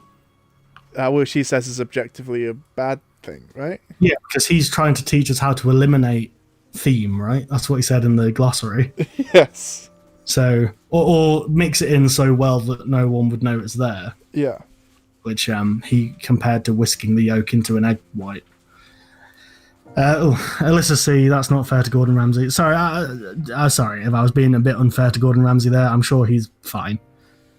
He's very nice to kids, we know that. Blah, blah, blah. Where do we get to? We've also got Qui-Gon Jinn and Obi-Wan Kenobi are definitely shady arms dealers. Well, Qui-Gon is definitely okay with wagering on a slave child's life, so and fun. Leaving slaves in slavery. Yeah, he's not. Yeah, leaving his slave mum behind. yeah. Qui-Gon is one of the shadiest Jedi known to man, objectively. So let's try and breeze through because we're getting snagged on these sentences a bit, I feel like. Yeah, I think probably the plan for this one is probably just get through the preface and then maybe chapter 1 next. Because to be clear, chat, when we get through the preface and get into chapter 1, that is going to be a minefield. If you think Matt and myself are losing it already, and to be clear, we are, yeah, chapter 1 is a doozy. Because chapter 1 we're probably not even going to finish today, it's so long. But chapter 1 is where he lays down the rules, right? This is because all of this, the glossary, the why do we read, this is just the beginning of a roller coaster. This is just us ramping up at the start. We've come out of the little tunnel bit, we're seeing daylight, we're going fucking hell, we're high up, we're about to drop down the roller coaster and start doing loop-de-loops. So just brace yourself, make sure you've secured yourself in your seat. That's all I'm saying. Your seat by the fire. See, I'm mixing metaphors now as well. Brilliant. Anyway, so fail to do so, and you are creating unfinished art, an empty facade that no one through experience would want to consume or care for. And of course, we all like the C, mint at the end of a meal, a good luck charm and sweet reminder in hopes we return. So what? So first of all, I feel that we need to break down the structure here. Earlier in the paragraph, we had the writer must A, give the audience what it wants, and B, the way it wants it. Several sentences later, we've got C, the mint at the end of a meal, a good luck charm, and sweet reminder in hopes we return. Fucking no idea what that means. So, what is that's like a post-credit scene? Mate, I don't know. Because that makes sense in context, but also it doesn't really mean anything, right? He's just talking about the mint at the end of a meal now. He's not even tying it into anything. We all like the C, mint at the end of a meal, a good luck charm, and sweet reminder in hopes we return. I've got no idea what that means. He really needs to expand on and explain what he means by any of these things. So give the audience what it wants. He needs to explain about what happens in a restaurant. We all know. I don't know why he's obsessed with the fucking restaurant. So it's give the audience what it wants. First of all, you need to establish that and explain why. First of all, why what how an audience what an audience wants, and also why it's important, and also B is sort of tied into that. But then C is completely disconnected and is. Well, why did he have to put a C there? Why didn't he just put, and of course we all like the mint at the end of the meal? Or just explain why he meant of course we all like the mint at the end of the meal, which in this case is referring to, I don't know. Yeah, exactly. Explain anything he says ever. Well, I think Pump Action Muskets nailed him here. It's because he needed a third thing. That's true, yeah. ABC, right? Yeah. as we know from Smud, he's surface level spook. I am a bit broken today. I apologize if I'm a bit more on edge than I was last time. I made what I think now was a fundamental mistake of essentially shotgunning the entire book before we did episode 2. Ooh. And also doing a bit more research on Smudboy. Basically, my brain has been full of his droning Canadian tones. And I'm venting slightly today. But yes, I'm happy to be here. I'm happy to be doing this. It's just, God, the restaurant needs to stop, doesn't it? And it's not going to. But anyway, back to the book. Yeah, oh dear indeed, surface level spook. And of course, we all like the sea mint at the end of a meal, a good luck charm, and sweet reminder in hopes we return. Like, that has to be just sequel bait, right? I can't think of anything else that metaphor could possibly be referring to. You're definitely thinking about it more than Smud did. Okay. Yeah. The fundamental technique of keeping a reader engaged is to 1. Categorize ideas, 2. Connect, 3. Hook, 4. Intrigue. Okay, so for a start, that doesn't make sense. To categorize ideas makes sense, and to connect, but like to hook, yeah, okay, but to intrigue. Yeah. So the fundamental technique of keeping a reader engaged is to intrigue. To intrigue, I suppose. Oh, I guess. Okay. So to categorize ideas, to connect, to hook, to intrigue. I mean, I would argue that hook and intrigue are the same thing, right? But yeah, that's why I was thinking like it had to be a different word. The same as hook, right? Because like, yeah, I don't know, because I don't know, but I mean, to give him some credit, he has categorized his ideas on page 1. Like, don't forget that. Like, he wrote a glossary before the book even began. Yeah, that's true. So I mean, yeah. Okay, so let's get into what he means here. Oh, I've actually got. Oh, I see. So he's actually going to. Hang on. So yeah, he's going to take us through what he means by categorize ideas, connect, hook, and intrigue. Okay, so actually, this is interesting. So we've got the fundamental technique of keeping a reader engaged, and then we're going to go through each of the 4 sections. Okay, I quite like that. I quite like the idea of that, sort of structurally. Okay, I'm interested now. Yeah. And a little exercise we might do, Matt, and indeed the chat. As I'm reading these paragraphs about how to categorize ideas, connect, hook, and intrigue an audience, why don't you relate that back to what we've read so far of Smud's book and see if he's following his own advice? Yes. I mean, admittedly, this is a work of non-fiction versus a work of fiction, but I think it's worth flagging that up, you know? It's worth kind of going through it and just saying, does Smud follow his own advice? I think Under the Thunder has just sort of summarized our feelings on this, which is, holy shit, this guy is so pretentious, I'm gonna die. Yes. Yeah, quite. I feel like I do need emotional support from the chat. I feel like this has broken me entirely, this book. This book is appropriate in that we've got a Lovecraftian horror in the chat, right? That this is a bit like reading the Necronomicon and your sanity just snapping. Oh, jeez, okay. I feel like that. Anyway, categorization is a form of focus. Romance should involve love, emotion, and its complications. Action should involve fast-paced, life-threatening scenarios, and a coming of age should showcase a departure from childhood. Hang on, no, what? That's not even. I mean, I guess I see where it's coming from, but it's like categorization is a form. Like, yes, we're back on genre, basically. Yeah, but genre. But I just mean, why is he? But why make these distinctions? Like, why does it have to be so rigid? You know, like, I get like it's a form of focus. Like, romance should involve this, and action should. And it's like, well, why should it? Yeah. Also, Alyssa C in the chat. He's categorizing and connecting, but definitely not hooking or intriguing. I think that's fair. That's a fair assessment. Yeah, and also I do want to point out as well. Like, I assume he means romance in terms of like a romance novel, because obviously romantic poetry, romantic literature, there are, you know, it can refer to stuff like Lord Byron and like Percy Shelley and stuff like that, which it does involve emotion, but it's not necessarily like a love story. And Chuck Tinkle, of course. Yeah, Chuck Tingle, the greatest writer of romance in the modern world. Where we all remember where we were when we first read, what is it, Glazed by the Human Donut, or whatever that one's called. Yeah. Which Chuck Tingle, what a hero! If we could get him in the chat, That's the dream, honestly. I would love to know what Chuck Tingle thinks of this writing advice. Like, because there's a man who churns out like 1,000 books a day, right? Like he just churns them out. And He's a machine, I assume it's a man. Obviously, I'm assuming Chuck Tingle is not their real name. Yeah, so I'd love to talk to Chuck Tingle. Yeah. Anyway, so yeah, see, I think like Under the Thunder's got it right. The genre isn't a rigid set of rules; it's a loose categorization. Yeah, this is what I was saying last time, in that it's something that's applied to art after it's been produced, as opposed to like something that you have to work within. Like you can do that, but it's not necessary, you know? Yeah, precisely. Well, anyway, we'll go forth. Genre is a categorization of specific ideas that the audience wants to concern their mind with, and only with. Oh.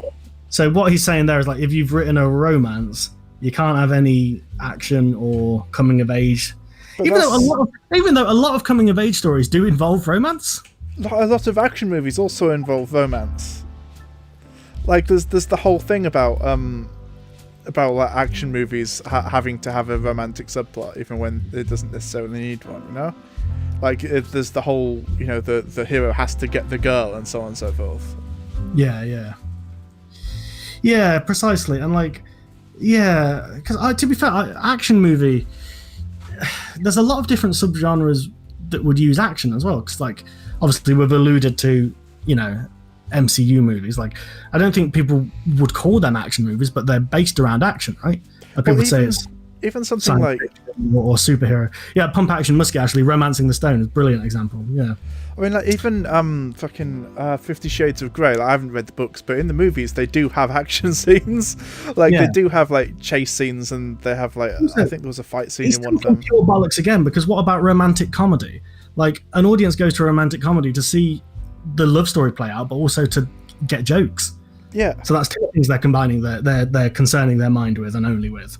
They want the gags, they want the funnies, and they also want to see if, you know, Sandra Bullock gets off with the. I was going to say Ryan Gosling. That's not who I mean, is it? It's Deadpool. who's Deadpool? Oh, Ryan Reynolds. Yeah. Ryan Reynolds. They want to see if Sandra Bullock gets off with Ryan Reynolds, and don't we all? Okay, I don't know what you're referring to here, but there's a specific rom-com that I'm thinking of, but I can't think of the title. Okay. There was probably a more. I probably could have gone with like Meg Ryan and Tom Hanks, and that would have been a better reference. But what's the one with Nicolas Cage in it, where he's got a wooden hand? Where he's got a wooden hand? Yeah, Moonstruck. That's it. That sounds brilliant. I mean, just you've sold me on Nicolas Cage and wooden hand. Well, I mean, it's one of his early ones, so it's actually like legitimately quite good. Before he like stopped giving a shit. Hey, Nicolas Cage is always good. Nicolas Cage is always good, but sometimes he's genuinely good, and sometimes he's ironically good. Yeah. I mean, I think it was Roger Ebert who said that he's God, what was it? So it's something to the effect of like he's brilliant in good, he's useful in good movies and invaluable to bad ones. Yes, I 100% agree with that. Oh, Alyssa C. Yes, I am thinking of The Proposal. Oh, what's that weird one where it's like email had just been invented and it's like a whole rom-com about email? I believe it's called You've Got Mail, right? Oh, right. Yeah. Yeah. I mean, rom-com is not really my genre. Not to say that there's not good ones, just, you know. My favourite one, and the only one I think is genuinely a good movie, is the original Bridget Jones. Really? I really like the original Bridget Jones, yeah. To be fair, I've not seen it for a long time. I was probably a kid when I saw it, so I probably missed half the jokes. But yeah, I think like When Harry Met Sally is pretty good. Oh yeah, no, to be fair, yeah, there are quite a few good ones. One that I saw recently that I can't think what it was. Anyway, we are now just talking about romantic comedy. I like that as this episode goes on, as this stream goes on, we're just talking about. We're talking less and less about the book. We're trying to find anything to talk about rather than the book. I love that if anyone better said he's great in Left Behind. That is a classic weird Christian movie.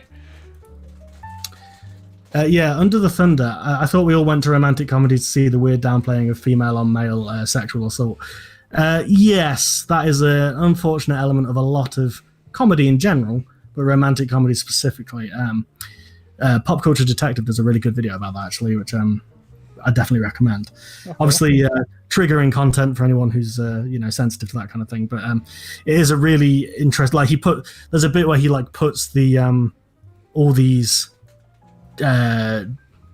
scenes of like jokes about female on male rape and stuff, like, or even because he does one about like prison sexual assault as well, like how that's a joke, and he just puts all these clips where they're making jokes about that stuff, and it goes on for so long. It's like, yeah, you realize how ingrained that stuff is in a lot of comedy, and it's like, fuck, Yeah, it's yeah, it's a harrowing watch, but it's he's very clever at what he does. Pop Culture Detective. I don't always agree with every video he makes. I think sometimes he kind of has a tendency to take stuff out of context. But to be fair, he is kind of doing a general overview of stuff. Like, he's not getting into the specifics of each movie necessarily. He's just talking about like, this trope is like omnipresent. And I think his stuff about like male sexual assault is like his best work easily. It's really good. Like, he's got a really solid thesis, and he makes a lot of sense. Speaking of people with solid theses who make a lot of sense, Smudboy.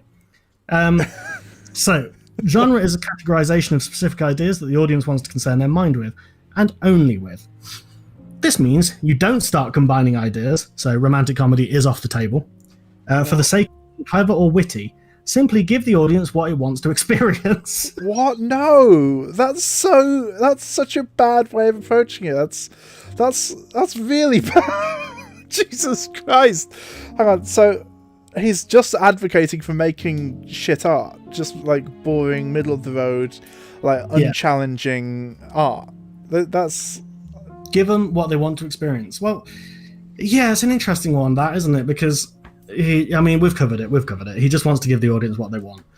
But this is the mentality. It makes me so annoyed when stuff like, those kind of like indie horrors that are getting popular in America now, like the A24 stuff, like The Witch and stuff like that. Yeah. When people go to see it and they're like, oh, it was a shit horror because like I didn't jump, I wasn't scared. It's like, but they're doing something else. Like, it's within the horror it's not genre. the purpose of Yes, yeah, and it's like people have such a rigid idea of like, I go to horror to jump, and it's like, I mean, that's reductive. I'm being reductive, but like, it's, you know what I'm saying? It's like, you can do more within a genre than just the most base version of that genre, Anyway, I'm getting riled up. I'm sorry, chat. I'm trying to maintain the casual, sitting by the fire demeanor that we had last time, but he is getting me a bit wound up now, because he's just a very annoying, pretentious man.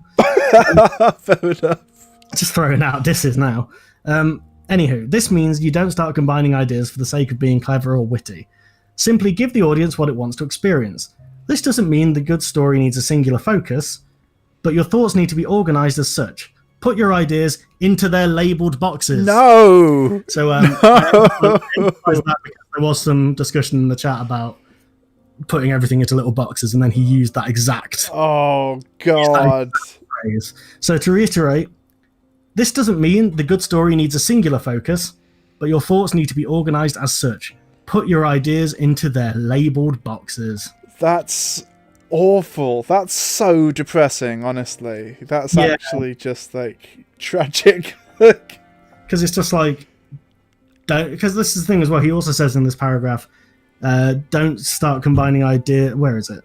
This means you don't start combining ideas for the sake of being clever or witty. It's like, don't think just make the same product as everyone else and then consume the same product, because that's all anyone wants. This is basically, which it's just ironic because they actually don't like movie Bob, but they're very much the consumer meme, aren't they?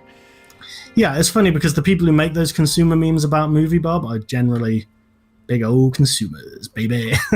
Yeah. And like, to be clear, like, I don't like movie Bob for a variety of reasons. Less to do with his film criticism, more to do with his objectionable personal.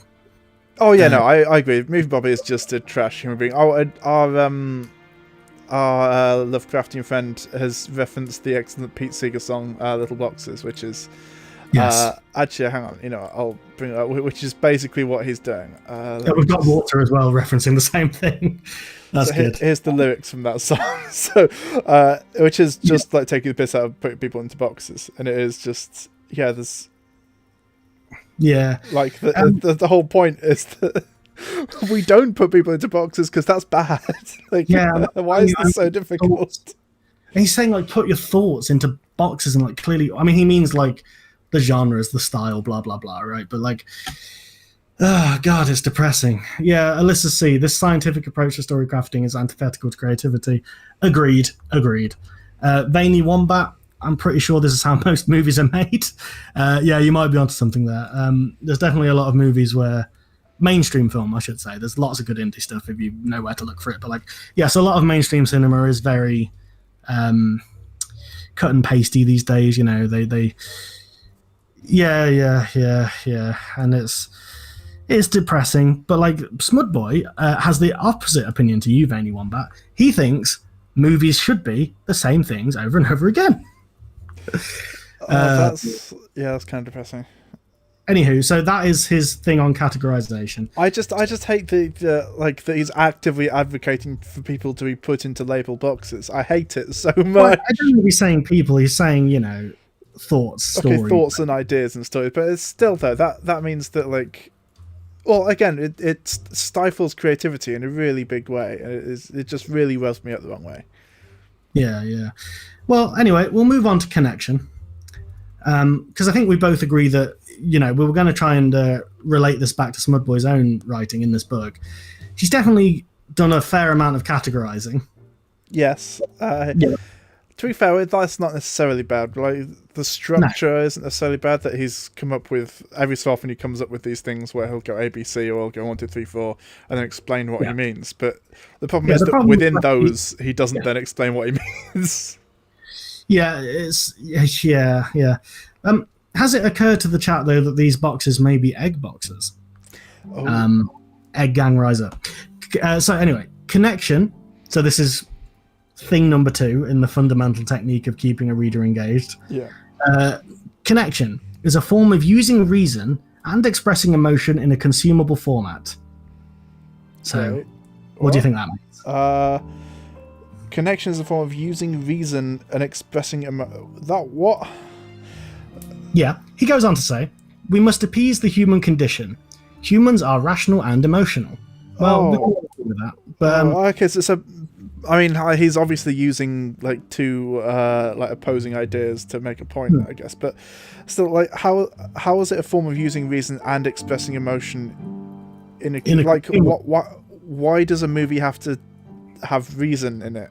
Well, I get it being emotional, but I mean, well, he's saying this is how you connect to the audience, I guess, right? He's saying connection is a form of using reason and expressing emotion in a consumable format.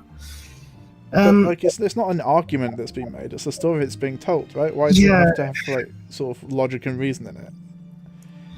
I guess plot logic? Question mark. But maybe I guess. Yeah, we kind of it's everything. It's everything to do with how he writes. It's so hard to follow a sentence, right? Because he uses very imprecise language, and far too much language. Alyssa C says he contradicts himself. He does that a lot. If he wants stories to connect to the human condition, he cannot advocate for strict genres. Our lives are not only action, only romance, only drama, or only comedy. Yeah, you're quite right.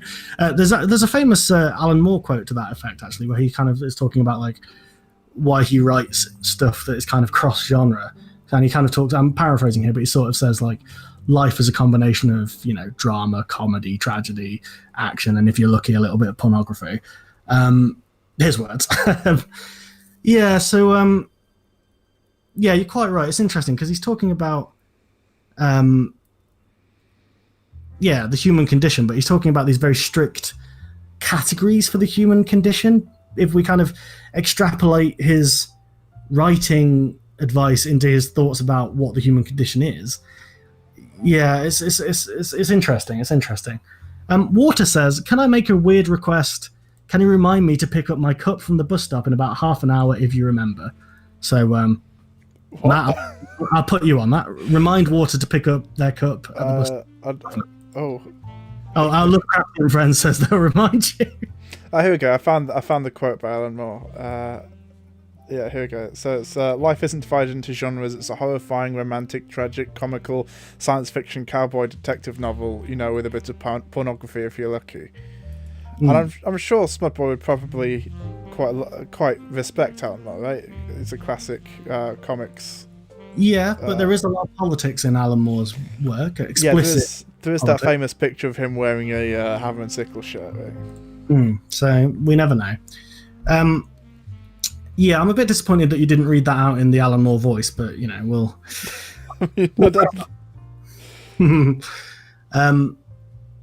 Where did we get to in the paragraph? Hang on. Okay. So I'll just start this paragraph again. We're only 2 sentences in. Connection is a form of using reason and expressing emotion in a consumable format. We must appease the human condition. Humans are rational and emotional. Through the lenses of genre or categorization, we must now allow the audience to experience these ideas easily, or we are wasting their time. So I guess never read anything by James Joyce because you've got to experience things easily. Never read like Infinite Jest. Never read, never read anything that's hard to comprehend. Just, never watch the work of David Lynch. Just, you know what I mean? Just fuck off anything that's hard to explain because that's wasting your time. Yeah. Anywho, we must appease their sense of logic and reason, feeling and sentiment. We do this by writing clearly thought out ideas that make sense. Sorry, I'm reading this all wrong. We do this by writing clearly thought out ideas that make sense and fill those ideas with meaningful, emotional, personal concepts. I mean, good night, Marmaduke Scarlet. They're off to beddy pies, apparently. Okay, fair enough. Have a good sleep. Dream of eggs, not steak. Egg gang. We do this by writing clearly thought out ideas that make sense and fill those ideas with meaningful, emotional, personal concepts. So the irony of Smudboy talking about clearly thought out ideas that make sense is just boggling, isn't it? It's just, I don't understand. We must appease their sense of logic and reason. But why?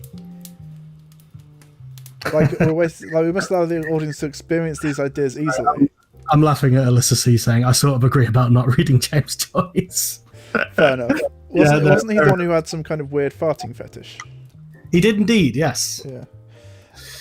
Yeah. Sorry, that's really tickled me. I mean, James Joyce isn't for everyone, let's face it. But my point was more, things that are complex can have value in and of themselves. Like there are, things that are deliberately hard to comprehend or you have to do a little bit of work to understand, you have to have some context for, and that's fine. That's good. Our Lovecraftian friend says never read Finnegan's Wake unless you want your brain to melt. Yeah, quite right. I wouldn't say never read Finnegan's Wake though, but then I enjoy my brain melting, so that's why it's become so hench over the years, because I've melted it down and built it back up again. Of course, you've been in so many weights. Yeah, that's true. Just so many reps.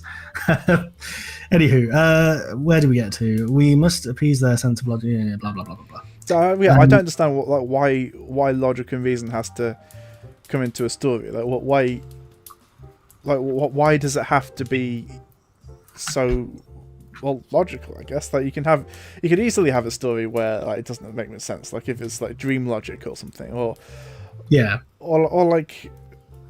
any story with magic in it or something, or that does a story doesn't have to 100% make logical sense for it to be good, Yeah, perhaps a better, maybe less controversial example than James Joyce would be Gabriel Garcia Marquez with the magic realism that he writes in, where there'll often be stuff in his book. So for people who aren't familiar with magic realism, it's generally a Latin American kind of thing, where in a literary movement, I should say, where people kind of write in this way where it's mostly realistic and it's mostly about real people with real emotions and the political and social situations they find themselves in, but then there'll just be weird stuff that makes no sense and it's just kind of unremarked upon.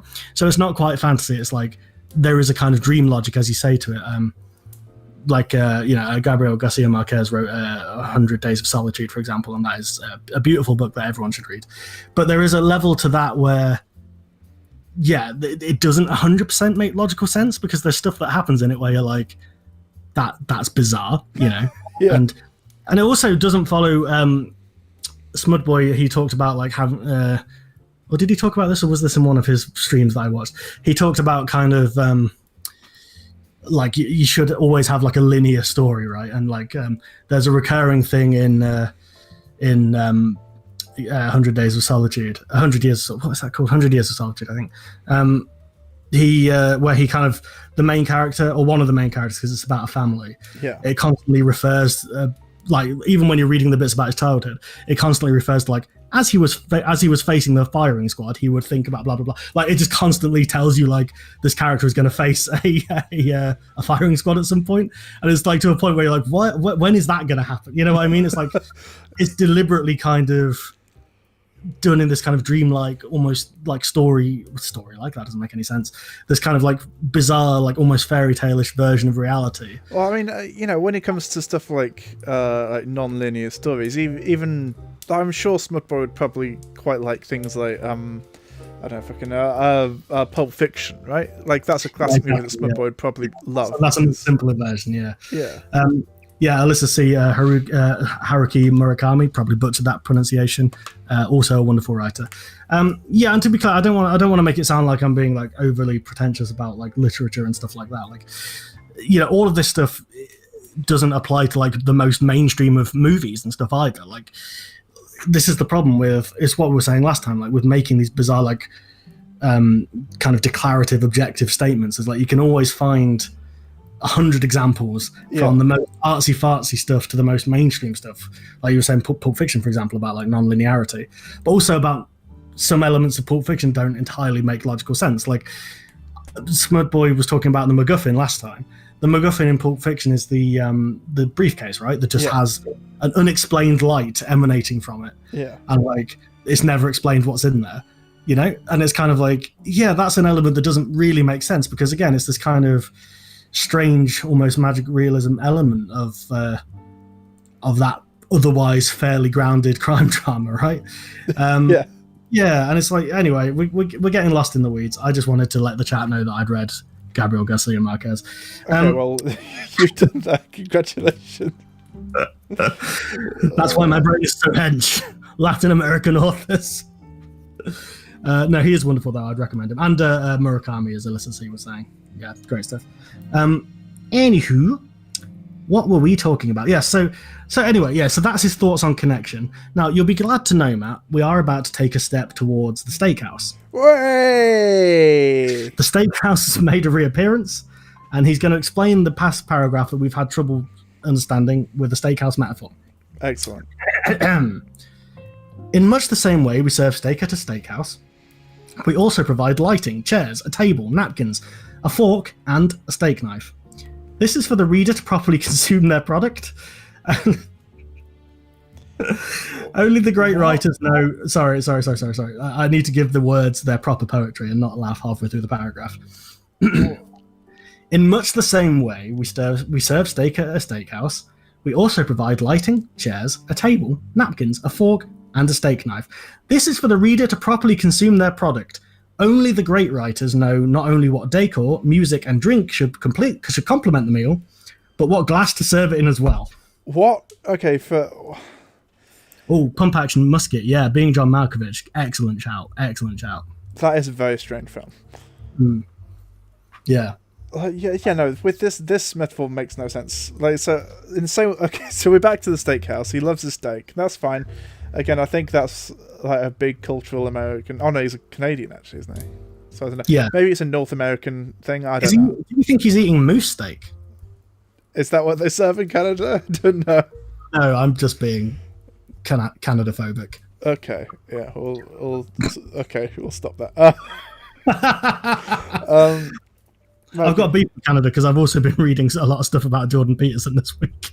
Oh, why do you subject yourself to this stuff? I mean, that's why we're doing this, because you do, but why do you do that? Lovecraftian friend, yes, this book is definitely full of restaurant metaphors. Like, yeah, similes, metaphors. Smudboy kind of rolls them together into one. But yes, let's deconstruct this steakhouse thing.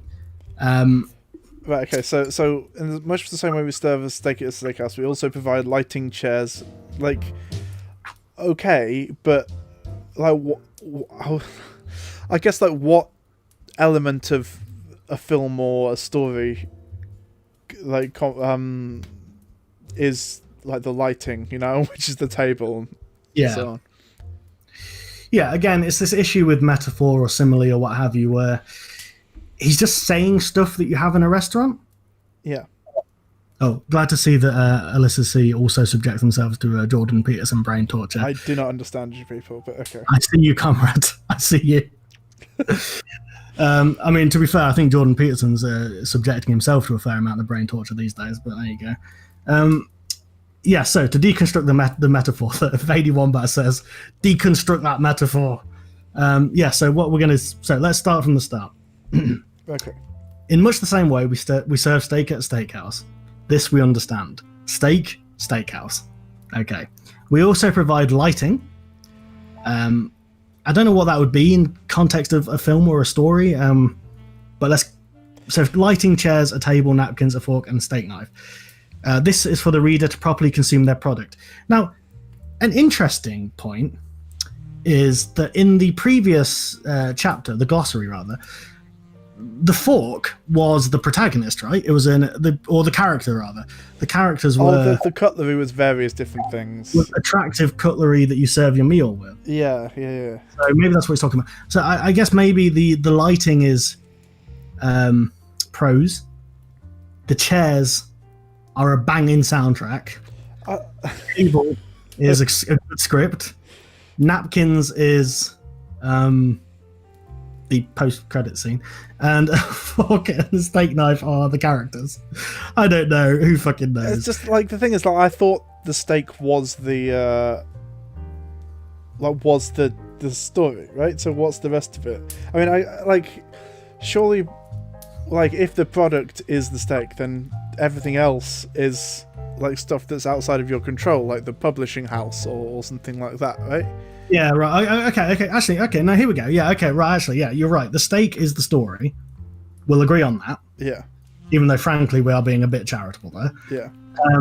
The lighting, let's say, is the... I don't know. I guess the production company, because they provide the light for you. I don't... The chairs are... I don't... Look, I'm trying to make a joke, but it's so convoluted that I can't even process it enough to make a joke.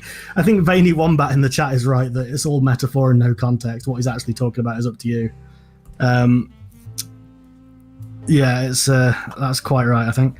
Anyway, let's just press on. I do want to kind of get into this thing of only the great writers know not only what decor, music, and drink should complement the meal, but what glass to serve it in as well. So first of all, I think I know where you're going with this, but I'm going to let you talk. Are the great writers eating the steak or serving the steak? Because if you go into a restaurant and serving the steak, Matt, come on, we can't get snagged on this. The writers are in the kitchen. Kitchen is the writer's study. We know this. Okay, well, here's the thing: is that if like you're the writer and you go up to a customer with your story, which is a steak, and you say, okay, well, this will pair better with... They've ordered the sirloin steak, right? Because they want a romance. So romantic fiction is sirloin steak. Yeah, and then you say, okay, so you'll want, I don't know, like this particular wine, or because that'll go better with it. And like, obviously, like if it was me, the first thing I'd do is be like, no, fuck off, I'm the customer here. I'll order what I fucking want. Well, I suppose at a fancy restaurant, like they have that geezer who's like the wine expert. I can't think what the term is, but he comes up and he goes. I think that's his name. Is the geezer who serves the wine, the fancy wine geezer. Yeah. Yeah, he comes up and he goes, "All right, what you got? What you want to drink with your steak, there, mate?" What is this voice? He's Ray Winston, apparently.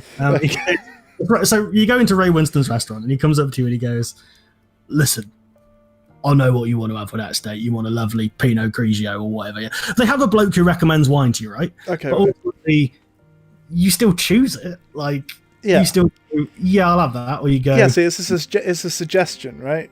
And like you don't go into a restaurant and they just give you what they think is best. They recommend it. But like sometimes something might be out of your price range, or it might be, or you might not like red wine or something, right?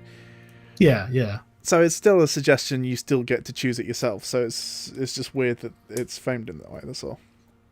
Yeah, he also makes a simple grammatical error, which, I'm poning him with facts and logic again. Yeah, he says, and drink should, he goes, what decor, music, and drink should complement the meal, but what glass to serve it in as well. So it sounds like he's serving the meal in a glass, but we won't pick him up too much on grammatical error. We'll be here all day. Okay. But I like the idea that he's just stuffed a steak dinner into a wine glass. I don't know, maybe I just have no culture, but like, why does it matter what fucking glass you have your wine in? It doesn't. Just have it in a mug for all I care. It's the same thing, isn't it? Yeah, I mean, I think, again, he's struggling to find metaphors, Yeah, I do want to just address Alyssa C. saying, I think the metaphor is trying to say the utensils, decor, etc. are supposed to be the theme, plot, style, and the steak is the story. Yeah, the issue with that is that in the glossary he defined various egg-based metaphors for what those things are. So we're just trying to like connect what he's writing here to what he wrote in the glossary. And also did say that theme like shouldn't be noticeable or it's a bad. I can't remember exactly what he said, but he said you shouldn't be able to notice the theme. And it's like, well, yeah, is he saying that you don't notice like the chair? I don't know what he's saying. I just want to reiterate to the chat as well, we're not even in chapter 1 yet. Yeah, I don't think we're going to get I think it's probably best if we don't. We're about a page away from chapter 1. I don't know. I was thinking maybe we make this one a bit of a shorter one, because the last one was a bit of a drag. So I mean, it's up to you, mate. I'm happy to get into chapter 1 because it's got some good stuff in it. Okay, we'll see when we get to chapter 1. Let's try and breeze through the rest of the preface, yeah? Okay. And we'll get on to the meat of the argument, so to speak. Nice. Because we're not going to complete chapter 1 today. But, for sure, yeah. Yeah. Okay, so, I mean, we're advancing very slowly through this book, aren't we? Yeah. So, yeah, the great writers, they know the decor, the music, the drink, blah, blah, blah. So, a hook is the idea that initiates the connection and then maintains it. Or subsequent hook, maintain. Sorry, I'm going a bit aside here. Let me read that again. That's probably my bad reading. A hook is the idea that initiates the connection and then maintains it. Or subsequent hooks maintain it. What? Okay, what? Yep, let's just press on. This could be a number of things. No, just kidding. So like, I get like a hook in a song is to sort of do that, but like, what could? Okay, well, okay, actually, you know what? Let's push on and see if he explains it. Yeah, sure. Yeah. This could be a number of things, from a neurotic behavior to a gigantic twist of fortune. One could argue an entire story should be nothing but a series of hooks, constantly getting the reader's attention on multiple levels, from ideas to style of prose. So I kind of get what he's saying here. That's, he's saying in a sort of roundabout way, you sort of need something to kind of set yourself apart, grab your readers or audience's attention. Again, it does sort of lend itself to a more kind of episodic kind of story, though. Yeah. I mean, yeah, it's the kind of thing where I suppose... Yeah, I mean, to me, like the story hook, if I was thinking about that, would be kind of like, let me think of a good example that isn't rubbish. So I guess like the story hook of like, I don't know, Sherlock Holmes or something would be like the idea that there's crimes and there's a super genius and he's got to go and solve these crimes, right? Yeah. Like if you like crime fiction, hey, guess what? There's a story about a guy who's so intelligent he can solve any convoluted murder, right? That's the hook, I guess. I mean, and also he has an evil sister and a best friend that you misremembered as a dog. Yeah, we're not talking about the Stephen Moffat version though. Although we know, I would love to hear Smudboy's thoughts on the Sherlock finale. To be fair, because that boy was definitely a dog at one point. People who haven't seen the Sherlock finale just won't understand what we're talking about here. No, that's fine. And to be fair, most of the people who have seen the Sherlock finale won't understand what we're talking about, to be fair. Yeah, it wasn't very clear. No, it was rubbish. Anywho, One could, one could argue an entire story should be nothing but a series of hooks, constantly getting the reader's attention on multiple levels, from ideas to style of prose. This lends itself to diverse flavors, or the qualities you infuse your story with that give your characters, scenarios, and plots their distinct feeling. However, this could have detrimental results, as a meaningless, sensational story can be nothing but colourful lights or titillation (parenthesis entertainment), or boring philosophical prattle. I kind of emphasise that phrase because, well, we know why I emphasise that phrase. Yes, he's talking about The Last Jedi in that bit, yeah. Yeah, and in parentheses he says teaching there. So that's interesting because he says entertaining and teaching are the main purpose of stories, right? So he's saying if you just have entertainment, you end up with meaningless, sensational story that's nothing but colourful lights and titillation. But if you just have teaching, it's boring philosophical prattle. So you need to combine the colourful lights and titillation with the boring philosophical prattle, and then you've got a complete story. I just don't understand. I don't understand why it has to be both. I just I get that. So it's a boring philosophical prattle, okay, but like. Yeah, I want to point out our Lovecraftian friend in the chat, who people may have picked up on as an IRL Lovecraftian friend. Henchbrain, me. I do have an abusive relationship with Stephen Moffat in that I continue to consume his content, even though he continually disappoints me. But yes, anyway. Sorry, you were saying, Sheep. No, I was just saying, I still don't understand why a story has to have both entertainment and teaching, and what would teaching mean in this? Because he's sort of cleared it by sort of implying that if it's just teaching, it's boring philosophical prattle. So he's basically saying that, like, that's the theme, or that's the moral or the philosophical core, I guess, of a particular story. But a story doesn't have to have that. Right? A story, I don't know. I guess most stories do have like philosophy to them, whether that's intentional or not. But I don't know. Like, when it sort of, it doesn't. Surely it doesn't have to have it, you know. I guess most stories have, like, I don't know, but yeah, I guess they have some kind of. I mean, saying moral sounds reductive, I guess, but like they have some kind of point that they're getting at in a broader sense, I suppose. Like, not many stories exist to be purely entertaining, right? I mean, but then again, like, what about something like an Austin Powers or something like that? Like, there's not really much of a philosophy to that other than humor, I suppose. Yeah, like, and especially when it comes to parodies and things like that, the main joke is, haha, isn't this thing funny? Yeah, it's kind of pointing out the silliness of the thing it's parodying. Yeah. Yeah, I mean, like something like Airplane or something like, what's the philosophical underpinnings of that? I don't know, there probably are some, like, you could probably make an argument about, like, the normalization of drug addiction. Or... Well, no, I think that Airplane's only real point is, like, disaster movies of this era are kind of dumb and silly. Right? Yeah. That's the point that it's making, if it's making any point. Yeah, interesting. Well, anyway, we're getting into intrigue. Okay. Which is possibly the most intriguing part of all this. Okay, so I want to be by that. So, I mean, I've read this, but I'm playing the game. Intrigue is the basis for meta-narrative. Interesting. This is where you're. I mean, I will say, getting into meta-narrative is a risky move at this point, Smudboy, because we've not really nailed down what you think of just a normal narrative. We haven't nailed down what he thinks of eggs. So I mean. Yeah, We're not sure whether he is good at cooking eggs or bad at cooking eggs. Anyway, intrigue is the basis for meta-narrative. This is where your audience not only is inducting what will happen next. Do we agree with his use of the word inducting there? This is when your audience not only is inducting what will happen next. No, I don't think so. But again, I'm not as I don't have as hench a brain as you. So maybe I'll hand over to you on this one. So yeah. I mean, it is something that someone like Destiny will constantly go on about, these debate bros. That, I can inductively reason X, Y, Z. But okay. In the sense of like inductive reasoning, yeah, sure. This is where your, I mean, don't know, yeah, still a bit iffy about the use here, but whatever. This is where your audience not only is inducting what will happen next, they are actively curious. This should reflect the A, behavior and characterization and thus connection, and B, the mystery surrounding the scenario and plot. Again, a bafflingly constructed sentence, but let me read it again. This should reflect the A, behavior and characterization and thus connection, and B, the mystery surrounding the scenario and plot. But I mean, what? Well, it's not really explaining what it is. It's just explaining what it does, though. Like it says, it's the basis for meta narrative. Again, he hasn't defined what he means by meta narrative.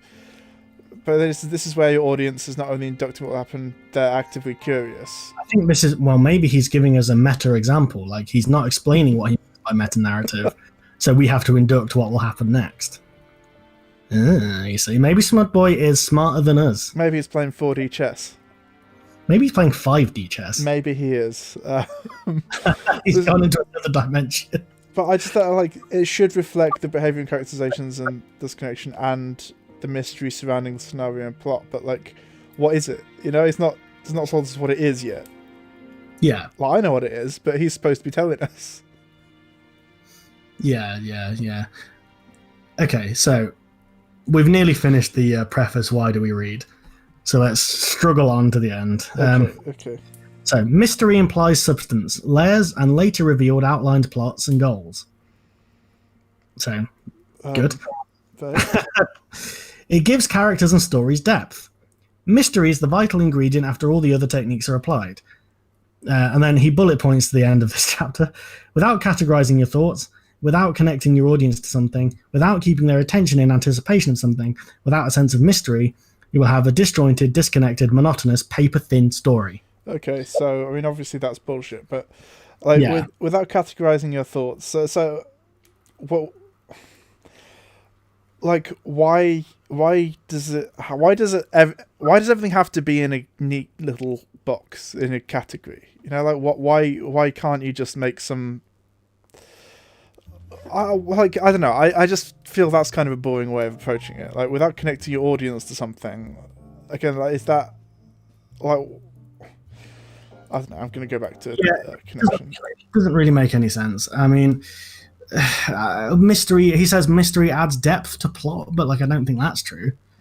It adds mystery. I mean, I guess you could make an argument that because he's not really explaining the whole. Like if you're writing a story and you don't really explain everything about it, maybe it like keeps people hooked and like, oh, you know what's going to happen next if they don't know key details or something. I don't know. Riot Fox says this is really good stuff to vibe to while doing other things on the side. By the way, I appreciate that, Riot Fox. You know, I'm glad this is kind of fun for people. It's fun for me as well. It's just, you know. Smudboy, like this preface is it made me angry the way he kind of describes how stories should be. Like once we get into chapter 1, it just kind of becomes funny again. But like this whole thing is just kind of and like the thing that's interesting about that is there is a Smudcast where he talks about or one of his cohorts and him talk about do you know J.J. Abrams' thing about mystery boxes and stuff? I've heard about it. I don't really care about J.J. Abrams, so I'm not really familiar with it, but I know he's got some theory about how to write stories. Yeah, well, it's basically just like, so every J.J. Abrams project, like, you know, Lost to Star Wars, is like, here's a bunch of mysteries, that'll hook an audience in. And I seem to remember Smudboy saying that was dumb. Okay. He probably actually used even more ableist language than that, but he kind of was saying, that's a really bad way to construct a story. I mean, I think he kind of was saying in the context of like, if you don't have a satisfying answer, but I think that's the issue with writing in the kind of mystery box style is like, the mystery is all, and the Stephen Moffat, who was referenced earlier, has the same issue where it's like, the mystery hooks you in, is intriguing, but you play it out in such a mysterious way. Sorry, that was bad wording. You play it out in such a kind of... You make the mystery seem so important that whatever the answer is, it's unsatisfying. So, like, a good example of this is Rey's parentage in the Star Wars franchise. Right? No, they built that up in the first one so much that no answer would satisfy anyone, right? Like, and the answer they came up with was, no one is... Like, your parents are no one important. Yeah. And then they immediately changed that and went, it's the Palpatines. Like, neither of those are particularly satisfying, right? Like, I think the one... I don't want to talk about Star Wars anymore, but like, I think the one in The Last Jedi is more interesting because it's deliberately being unsatisfying, right? It's kind of being like, yeah, because it's well, that's the main reason they don't like it, is because it subverts the expectation. Because people were like, oh, maybe she's like a Kenobi, or maybe she's another Skywalker. Yeah, I suppose she is a Skywalker in a manner of speaking. Yeah, thanks everyone who's sending love in the chat. I appreciate it. And yeah, Alyssa C face palming at the subtitle of Chapter 1, The 6 Rules of Storytelling. Yeah, absolutely. Well, I suppose, Matt, do we want to get a little bit into Chapter 1? Because it is very good. Yeah, okay, no, we'll get a little bit into it, but yeah, maybe for a bit, we'll see, yeah. You tap out when you want to tap out, mate. Because the thing about Chapter 1 is it is very long, but it's in a lot of sections. Okay, so we can skip. Okay, that we can go to naturally, right? Okay. So, so long as the chat's hanging in there, as long as they've got their adult beverages or just general beverages, whatever water's got in their cup, then we're good to go. Okay, I reckon we'll do the intro and we won't get into the rules. That's it. Okay, that might be seen as a cock tease, but I think that's what I want to do. I think I want to tease. All right, okay. Well, I mean, we're following Smudboy's rules, I guess. Exactly, we're mystery implies substance. Exactly. There might be substance next time. You never know. Mystery.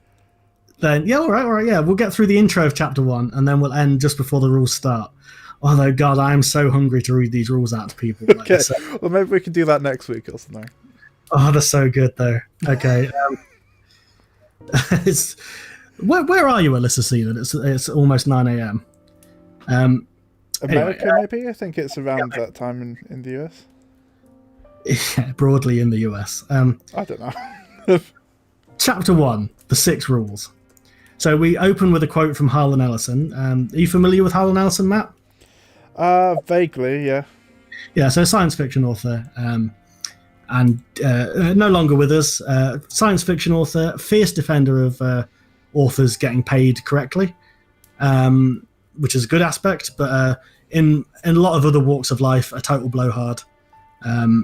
And a bit of a... Oh, Oregon, US, Alyssa C says. So shout out to Oregon. Okay, interesting. Harlan Ellison. Okay. Yeah, and I did a little bit of research because he's referencing Harlan Ellison Dark Dreamers, Part 3. I did a little bit of research into what Dark Dreamers is.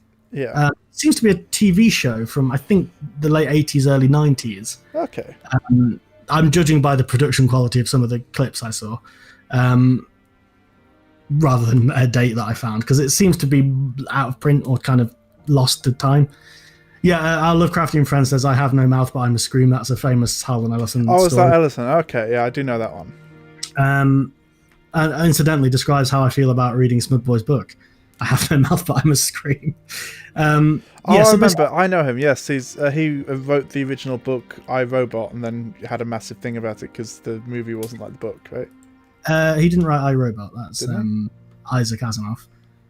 He wrote a story that the Terminator was based on, or supposedly was based on, and there was like a whole legal thing about about that. But anyway, this is all by the by. Harlan Ellison, science fiction author. I think Dark Dreamers is a show where he kind of interviewed other writers and kind of gave his thoughts on writing. Okay. Not entirely sure on that because I couldn't find any solid information. But anyway, it is available on US Amazon if people want to buy it, although don't support Amazon. Anyway, Chapter 1, The 6 Rules. So a little bit of wisdom from Harlan here. Keep your eyes open and be alert. That's what all good writing says. Wake up and pay attention. Pay attention, pay attention. That's all it is. So think about that. Okay, right. So it should be said that Harlan Ellison very into himself. Okay. I greatly respect his writing, but I feel that as a man, I probably wouldn't have gotten along with him. Oh, is he a bit of a knobhead? He's, as I said, he was something of a blowhard. Okay. Sometimes in ways that were very amusing. Like there's a famous kind of rant by him, which might be from Dark Dreamers actually, where he's kind of talking about because it's a film thing, where he's kind of talking about fucking pay your writers. He has this very long rant about that, and okay. Good, that's a good thing to say because writers are so often shafted in the film and television industry. No, for sure. Yeah, I'm 100% on board with them on that one. That's yeah. For sure. he was Neil Gaiman, when he passed, spoke on Harlan's personality and described him as being very very up and down as a person, you know. Okay. I think he had some kind of friendship with him that was at times difficult, but he described him in very warm terms, to be fair. But you know, Neil's a very warm guy, I think. So you know, he has a lot of nice things to say about people. But anyway, yes, let's dive into the 6 rules, shall we? Or the intro to the 6 rules, and then we'll leave.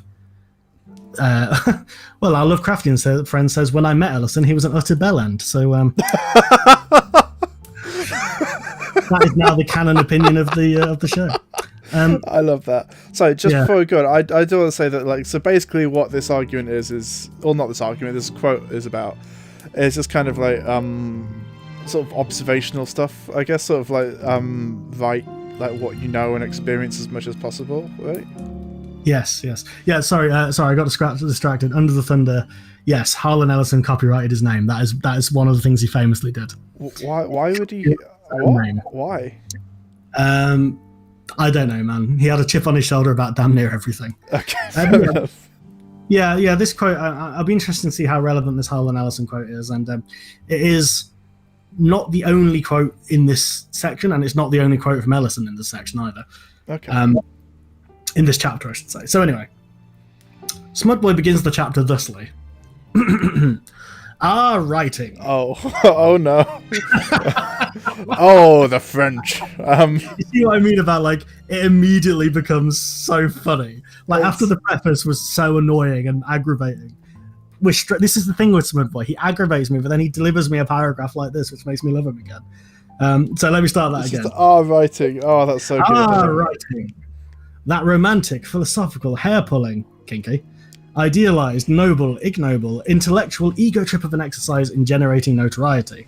So, do you remember that he spoke on the glossary about how writing is all about hype and notoriety? Yeah, that was very concerning. And sorry, I forgot. Yeah. This is a Joyce-esque run-on sentence. I need to start again. Okay. That romantic, philosophical, hair-pulling, idealized, noble, ignoble, intellectual, ego trip of an exercise in generating notoriety, carpal tunnel, bad posture, and odd finger positions. Or, when using speech-to-text software, you modern computer genius, you. So, little joke from Smud there, little joke. You know, he's keeping it fun. Yeah, what do we think of that sentence? How he describes writing as a romantic, philosophical, hair-pulling, idealized, noble, ignoble, intellectual, ego trip of an exercise in generating notoriety, carpal tunnel, bad posture, and odd finger positions.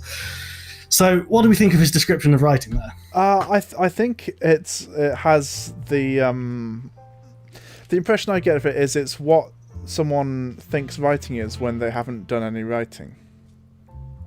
Yeah.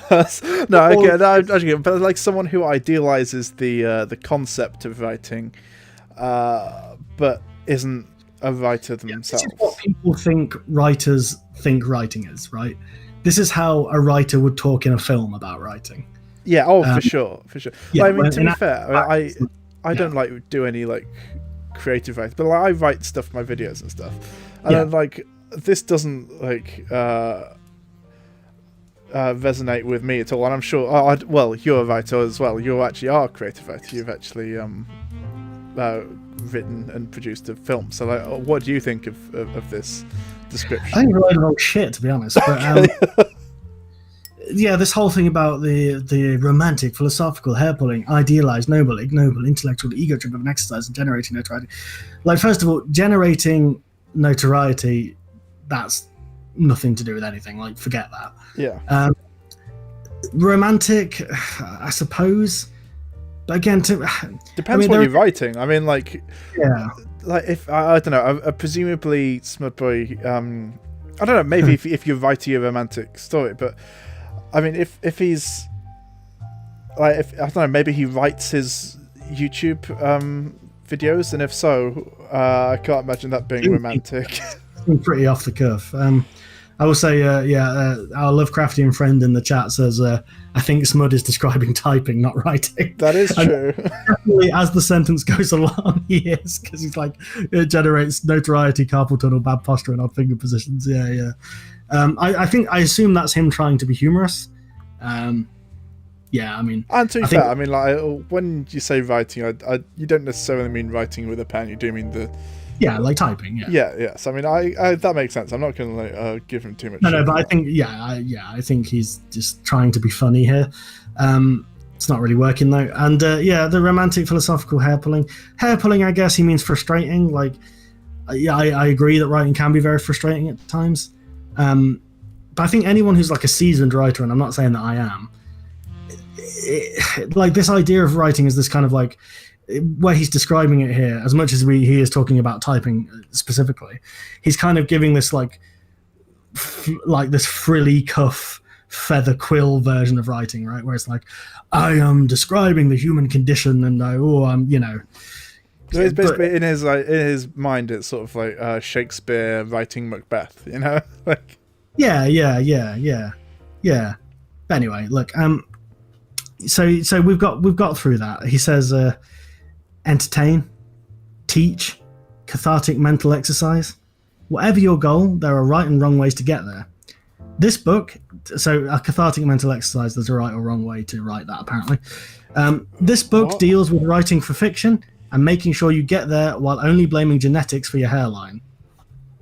So what I like about this paragraph is that Smudboy is trying to like slip some humor in, and like this is like what passes for humor, I guess.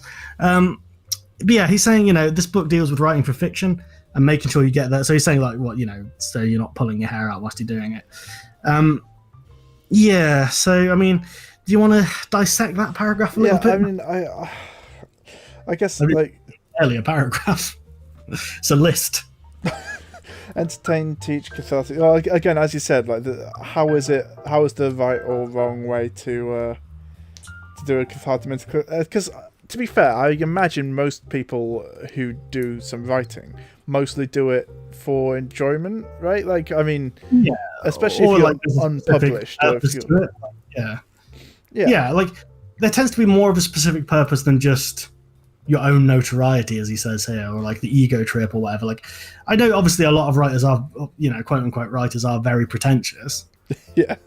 But like, I think for the most part, people write for a specific purpose. Like, for example, I generally write screenplays. I write them because I'm going to film them eventually. Like, I need a story and some dialogue. But, obviously there's creative reasons for that as well. Like, there's things that you want to fulfill creatively. But yeah, this thing of, idealized, noble, ignoble, intellectual ego trip of an exercise in generating notoriety. Yeah, like this is just word salad at this point, right? Yeah, and it's also just like presumably if Smudboy, for example, writes to entertain or teach, why can't we find examples of his writing? And if it's for cathartic mental exercise, then how is the wrong way to do that? Yeah, because presumably if you're writing for your own catharsis, it's pretty subjective. Because you're not showing it to anyone, so all his concerns about the audience don't apply. Yeah, right? So it's like who gives a shit if it's good? Yeah. Like at that point, it's like as long as you think it's good, that's all that matters. Yeah, because you're writing to fulfill your own emotional needs, not to fulfill. Yeah, it's like writing a diary at that point. Yeah, like with extra steps. Yeah. Anyway, while fiction is in the realm of the imagination, your thoughts must be focused in a particular direction in a specific way. You're free to write about anything, that's good of him, but there are methods that you should certainly follow and must avoid. The point of a story is to entertain and teach, but how? See, this is something as well, like, I just want to flag up, like, he keeps saying this over and over again, the point of a story is to entertain and teach, but he won't expand on that, he'll just kind of be like, that is a fact, and move on. Yes, he says the point of a story is to entertain and teach, but how? But the more pertinent question is, but why? Yes. Yeah, exactly. It's like, why? Yeah. Well, why do you think that? Like, because if you're going to make an assertion like that, you kind of have to back it up with something, because otherwise you're just expecting the audience to just agree or basically just be like, yeah, okay, yeah. It's like, but like you have to kind of justify it, and he's not doing that. And let's see what he says next. Because you never know, he might back it up with some facts and logic, which we love here on the CHUD Book Club. The point of a story is to entertain and teach, but how? What is effective teaching via entertainment and vice versa? Why is fiction more attractive than calculus? he wrote subjectively. So yeah, I don't know. I don't know. Yeah, because that's not even necessarily true. Like I've, I'm sure we've all got like nerd friends who are way more into calculus than fiction, right? That's just a thing. Yeah, yeah. Like, no, I don't want to call anyone weird, but like to me, like I don't understand it. But it's just like, well, why is fiction more attractive than? Like, you can make an argument about the philosophy of writing, but that doesn't seem to be what he's going for. Like, yeah, and I love the little parenthesis he wrote subjectively, like he's doing a little bit of self-deprecation a little bit. I don't know why this humor is this humor that was hitherto unknown has started slipping into this chapter, but it's making it more bearable, so that's good of him. So he's going to answer this question, right? He's going to answer the question, why is fiction more effective than calculus, and the other questions he asked just a minute ago, because he goes on to say, because humans are self-serving, biological, aging creatures. We have very intrinsic interests that we must have satisfied in order for us to care about anything, or anything else alongside and ultimately outside of those things, at, during, and before our demise. Oh no. So, to reiterate to the chat, in case you missed that in the jumble of word salad, the reason that fiction is more attractive than calculus is as follows. Because humans are self-serving, biological, aging creatures, we have very intrinsic interests that we must have satisfied in order for us to care about anything, or anything else alongside and ultimately outside of those things, at, during, and before our demise. Matt, thoughts? So humans are self-serving, biological, and aging creatures. I mean, I guess aging you could like make an argument for, but the rest is just like humans are not necessarily self-serving. I mean, there's a whole like discussion you can have about this, but in general, like we're quite a cooperative species. That's like how we have a society, right? So I mean, there is a certain amount of selfishness that we have within us, but by and large, we also have a fair amount of cooperation that's natural to us as a species as well. And biological is like, yeah, okay, but like everything's biological. I don't understand what that's supposed to mean. Like we're biological creatures. Like a frog is biological. What the fuck does that mean? Like, but frogs don't really love I don't know, the Mandalorian or whatever. But yeah, I don't know what the frog's thoughts on the Mandalorian are. Probably not great, but they probably don't have very strong opinions on The Last Jedi, though, right? So I mean, no. Yeah, biological aging creatures. I don't know what the hell that's got to do with anything. I mean, is he kind of trying to say like because we ultimately, all things move toward their end, we have to entertain ourselves in the meantime? I don't know. I don't know. Yeah, like the aging part is weird. Like, okay, like we are aging, I guess, like because obviously everyone ages, but like, what's the point of mentioning it? I don't know. But yeah, it's very odd. He says we have very intrinsic interests that we must have satisfied in order for us to care about anything or anything else alongside and ultimately outside of those things, at, during, and before our demise. So, I mean, just trying to navigate that sentence is hard enough. Well, I mean, for a start, like, there's no, like, other than very basic things like eating, sleeping, yes, like stuff like that. It's like, because humans are self-serving, but we've got intrinsic interests. Like, what? We have intrinsic interest that we must have satisfied in order for us to care about anything. Yeah. But, like, that's not true, right? Like, I mean, one of Smudboy's contemporaries, who has Shadiversity, once made a video about how he once said in a video that if a film has a sword in it, that makes it objectively better for him because he objectively judges media through the medium of swords or something. But it's like, obviously that's not like not in any way objective. Yeah. So it's just sort of, well, what can an intrinsic interest be other than right? like basic biological fascinating needs? Because, I mean, admittedly, Shad wasn't in the the stream where this happened, but there was a stream where they analysed a video of Patricia Taxton's about objective analysis, and she, as a point, kind of goes like, you could say, like, one of the chapters of her video is called like, God, what is it called? The Porg principle or something like that. And she's basically, because she's talking about The Last Jedi, right?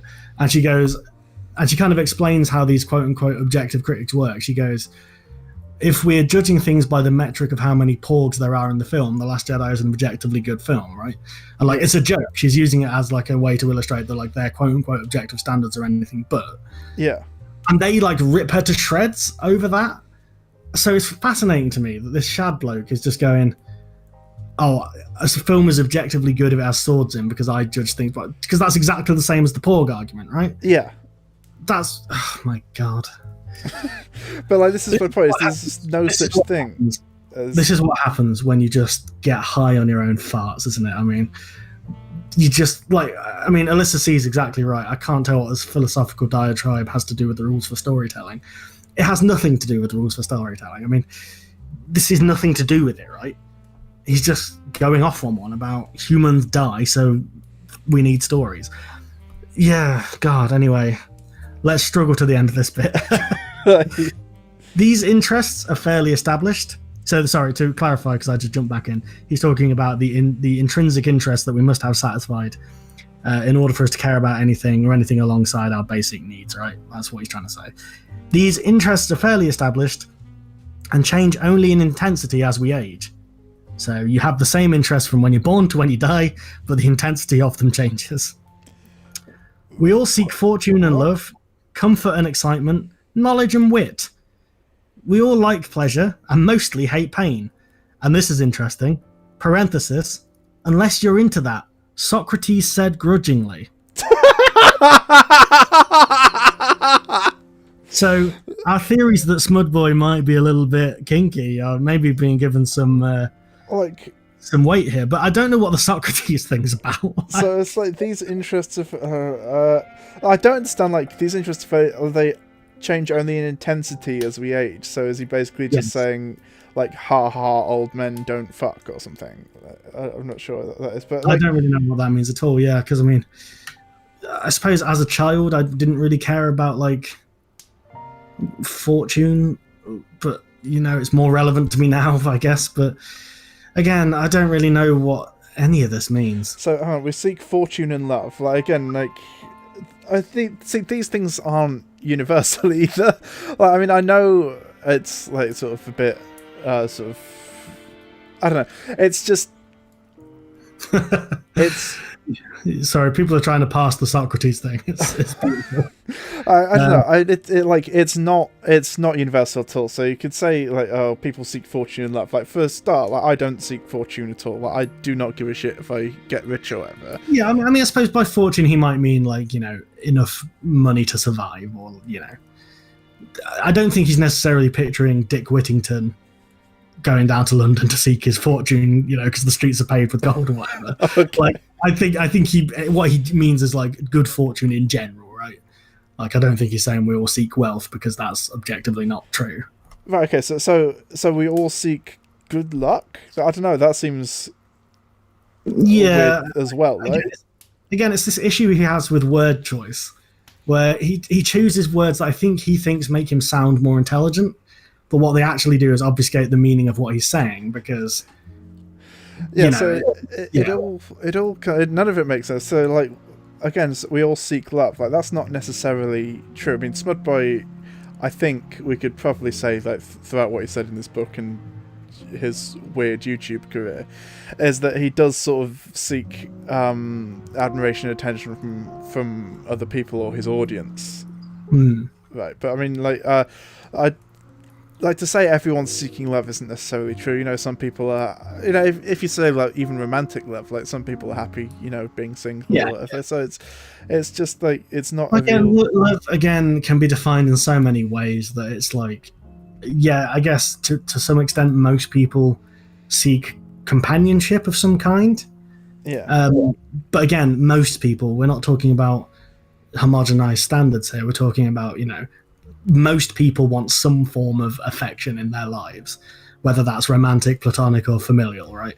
Like, yeah, again, it's this thing of like, it's similar to his countryman Jordan Peterson.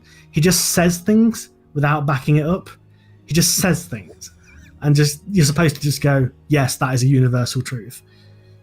But of course, it's not, is it? Because like, again, all these terms are so subjective: fortune, love, comfort, excitement, knowledge, and wit. Like, I mean, I don't know anyone who's like, I seek wit in my life. Like, I don't know what that means.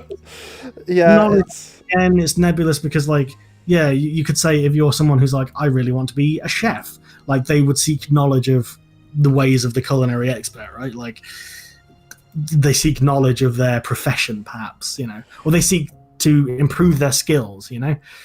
But like, and even like saying we all seek comfort and excitement. Again, that's not always 100% true, because there are some people who are just never comfortable and will seek like only excitement, you know, who if they don't have any excitement will just sort of be sort of bored, or they'll be impatient or anything like that. And then again, there are other people who will just only seek comfort and not really care about you know, sort of seeking. So, and again, as I said, like knowledge, it could be like, again, some people are intellectually curious, some people aren't. That's and again, I don't know what the wit would I don't really know what I mean. I guess like you seek companions who are witty, but like, and like, well, that's broadly true in my life, but like I don't know that it's true for everyone. I Like, mean, there's some people, I'm sure there are loads of people out there who don't really give a shit about that sort of thing. Yeah, I mean, like, even then, I wouldn't say like I seek witty people as a rule. I think it's just like, you know, I'm more likely to end up befriending someone if they are funny in some way. Yeah, you know, they're kind of like, they pique my interest with, you know, humorous or interesting conversation. But then it's like, yeah, but that's because, you know, I don't make friends very easily, so that's not it's not an objective standard, is it? It's like, yeah, I don't know, it's yeah, whatever, we'll just move on. Okay. No, hang on, can we do the pleasure and pain thing and the Socrates bit? I mean, we all like pleasure and mostly hate pain, parenthesis, unless you're into that, Socrates said grudgingly, so close. So we all like pleasure and mostly hate pain. I mean, I guess that's a pretty standard thing to say, but I mean, like, what relevance does this have to storytelling? None. Okay. Okay, fair enough. I think, you know, his overall point in this paragraph so far is like, human beings have, you know, a set of needs that are kind of integral to our humanity, I suppose. Right. Again, I feel like I might be misrepresenting what Smud is trying to say, but again, if Smud's got an issue with anything, if he watches this, then like, feel free to clarify what the hell you were trying to say, because what you've written on the page is baffling. But what I think he's trying to say is like, human beings have generally speaking, have these kind of needs that are integral to our humanity, right? Yeah. Like, that's what he's trying to, and I think he's going to round, if I remember this section correctly, he's going to round back to like, story is one of those needs, is what he's getting at, right? Yeah. Fiction. Right. You know? Okay. The pleasure of anything, don't know. He's just trying to say like, at a fundamental level, all humans have the same needs. But then he's already contradicting himself by going, we all like pleasure and mostly hate pain, but some people take pleasure in pain. It's like, well, even that isn't objective. So, like, why are you trying to apply this? Yeah, shout out to Alyssa C. If we mostly hate pain, why did Smud write this book? Oh, excellent question. Oh, that was pretty brutal. I like that. Ooh, that could go on the cover, to be honest. I think Alyssa C saying, if we mostly hate pain, why did Smud write this book, should go on the cover. I think Riot Fox saying, low-key screaming right now, should definitely go on the front cover. And I think my quote from last time of, I don't know, he's just a dopey twat, let's face it, should also go on the cover. Yeah, that was a good line. Yes. Yeah, I think that. So, what's the Socrates bit? Because I don't really know much about Socrates. I don't know much about Socrates, but the chat who do seem to know about Socrates and Plato seem utterly baffled by this.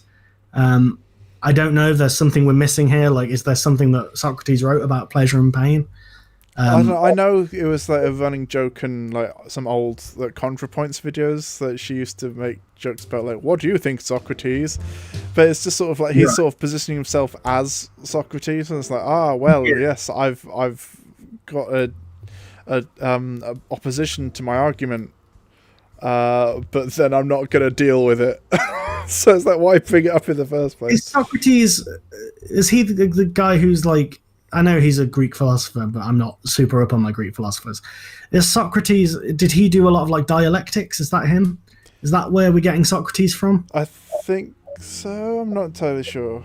I mean, to be fair, the reference is so baffling that it seems like he's just put it in there to be like, it seems like he just put it in there to be like, I know what Socrates is, you know? Yes, the Socratic dialectic. Yeah, method. right, the Socratic like dialectic. Okay. So he might be being like, he might be referencing that in an oblique way because it's a hypothetical argument. I don't know. Okay, well, there you go. We've worked it out. Maybe he was smarter than us on this occasion. I mean, I think if I asked Smudboy that, he'd go, yes, that's exactly what I was doing. But I don't think that's what he is doing. I think Okay. he's just being like, yo, Socrates, I've read a book. I mean, to be fair, I can't have too much of a go at him because earlier I was like, love me some Gabriel Garcia Marquez. So me and Smudboy have that in common. We have two things in common. We're both Ale fans, and we both love to flex about books we've read. Okay. But then I am a hench brain, so I'm flexing my brain. That's true. You're a hench brain, and you don't spend most of your time crying about feminism on the internet.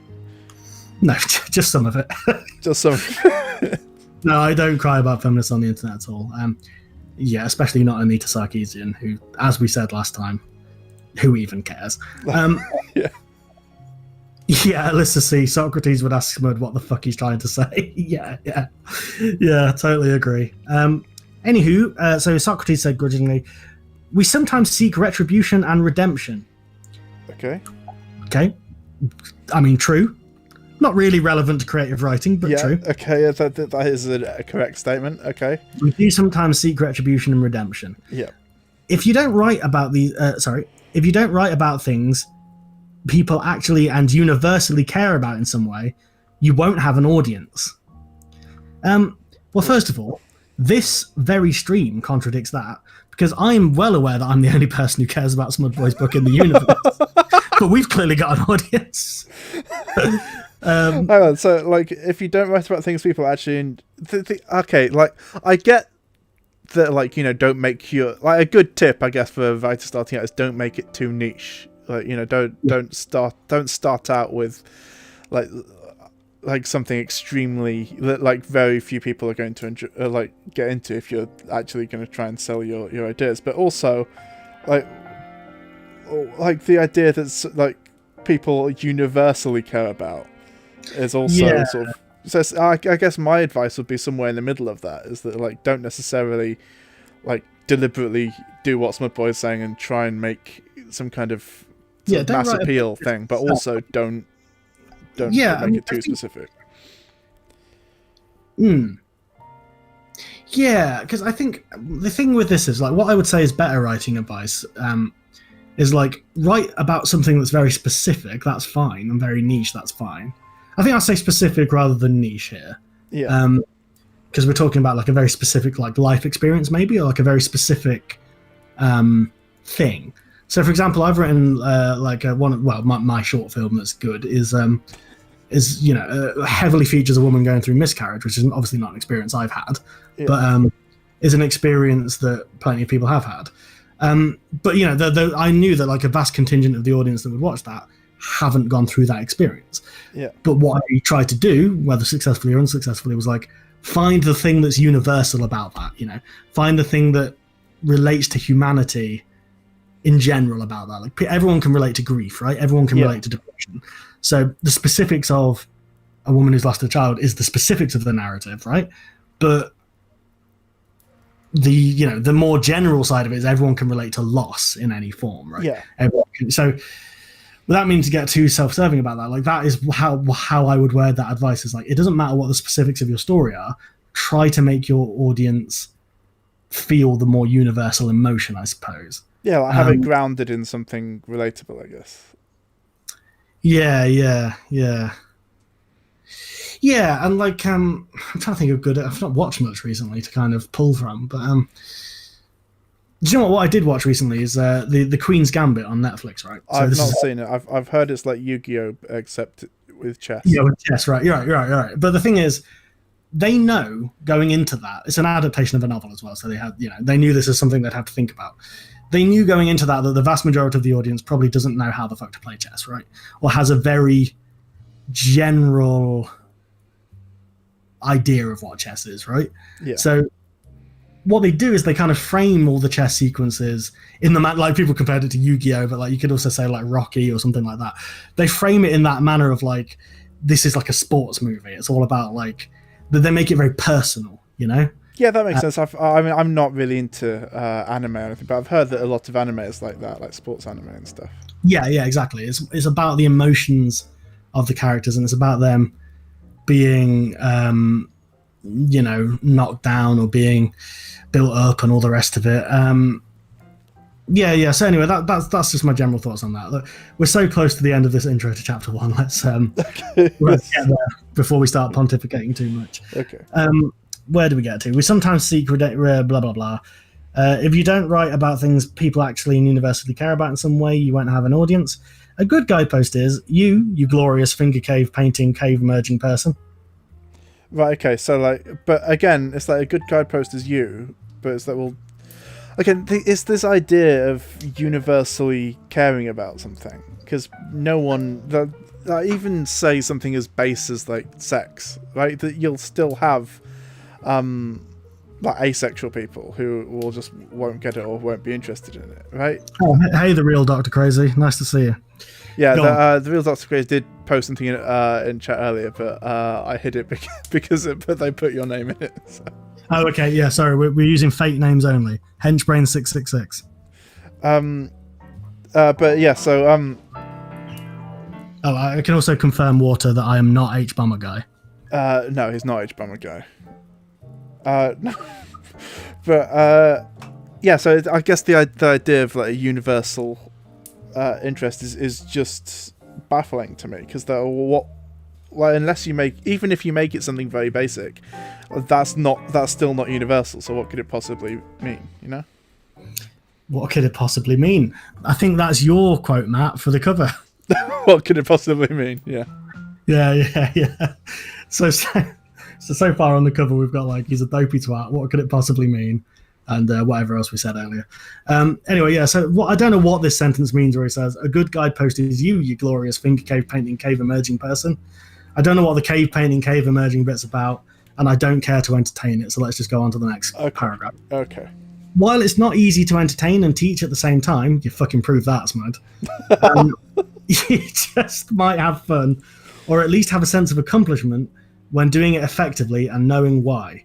The rest is soul-wrenching work and egotistical masturbatory destruction, depending on your dedication and level of existential self-worth. Okay, so here's the thing, like, if it's about having fun or sense of accomplishment when doing it effectively, it's like, well, in that case, why follow these rules? Because it's like, if any kind of writing will have that effect. Like, I've written, like I used to write like fiction. Like Smud, I didn't ever publish any of it because it was shit. Let's see. Sorry to interrupt, Matt. Let's see. Cave emerging is another Plato reference. Yeah, I might have missed that. Oh, right, is it? Okay. Plato's cave, I guess. But I can't believe that we're actually reading a book that requires us to have read Plato before you can understand it. It doesn't. What are you talking about? Like, that's not a good reference to Plato's cave. Plato's cave is not relevant in this instance. Like, I mean, that's why I didn't get, because I'm acquainted with Plato's cave, but like, I didn't get it because it's not relevant. You know what I mean? Okay, fair enough. Yeah. Sorry, you were saying something before I. Yeah, so I guess like the idea is that like, what's the point of this book if it's like, hang on, what was the exact thing it said? Yeah, it's not easy to entertain and teach at the same time, but you might have fun or at least have a sense of accomplishment when doing it effectively and knowing why. It's like, well, why do we need this book then? Yeah. Like, what's the point if it's just to have the fun? book's going to tell us how to do it effectively. I guess so, but I don't know. I just feel like, well, if it's for our own enjoyment, then who gives a shit how we do it? The real Dr. Crazy says, has this bloke met other humans, let alone a real woman that's not his mum? Doubtful. Very doubtful. Yeah. I mean, I don't know if he's met other humans. He certainly streams with other humans, but well, some humans. I assume he's talking about Smudboy and not about me. I don't know. They've all got weird avatars. Like one of them's a stormtrooper, right? And then one of them's a devil. One of them's an anime cowboy. One of them's a devil. To be fair, I can't talk. I'm a sheep, and you're a hench brain. But... That's what I am in real life. I'm a big hench brain. That's true. Okay. I'm not a person. Okay, that's fair. You're like a brain in a jar, but that's just like constantly doing bicep curls. Yeah, I'm like leaning out of the top of the jar and just like lifting weights. Brilliant. Because curls get the girls and some other fellas. Ayo. Brilliant. The rest is. Fucking hell. Sorry, we started off talking about gay dinosaurs, so I thought we'd bring. No, I like that. I've taken it full circle. Bisexual sentient brains into the mix. Excellent. The rest is soul-wrenching work and egotistical masturbatory destruction. I mean, talk about egotistical masturbatory destruction. That's this book, isn't it? Like, oh, I don't understand why it has to be soul-wrenching. You know, I quite enjoy writing when I write stuff, but again, I just I guess I don't really write stories. I write sort of like YouTube videos, but yeah. Someone's put a brain in the jar and sheep in the box, and now I think we should do a custom version of your intro that's like, is it water with the brain in the jar? I love it. It's great. Yeah. I mean, that would be egotistical masturbation. But anyway. Yeah.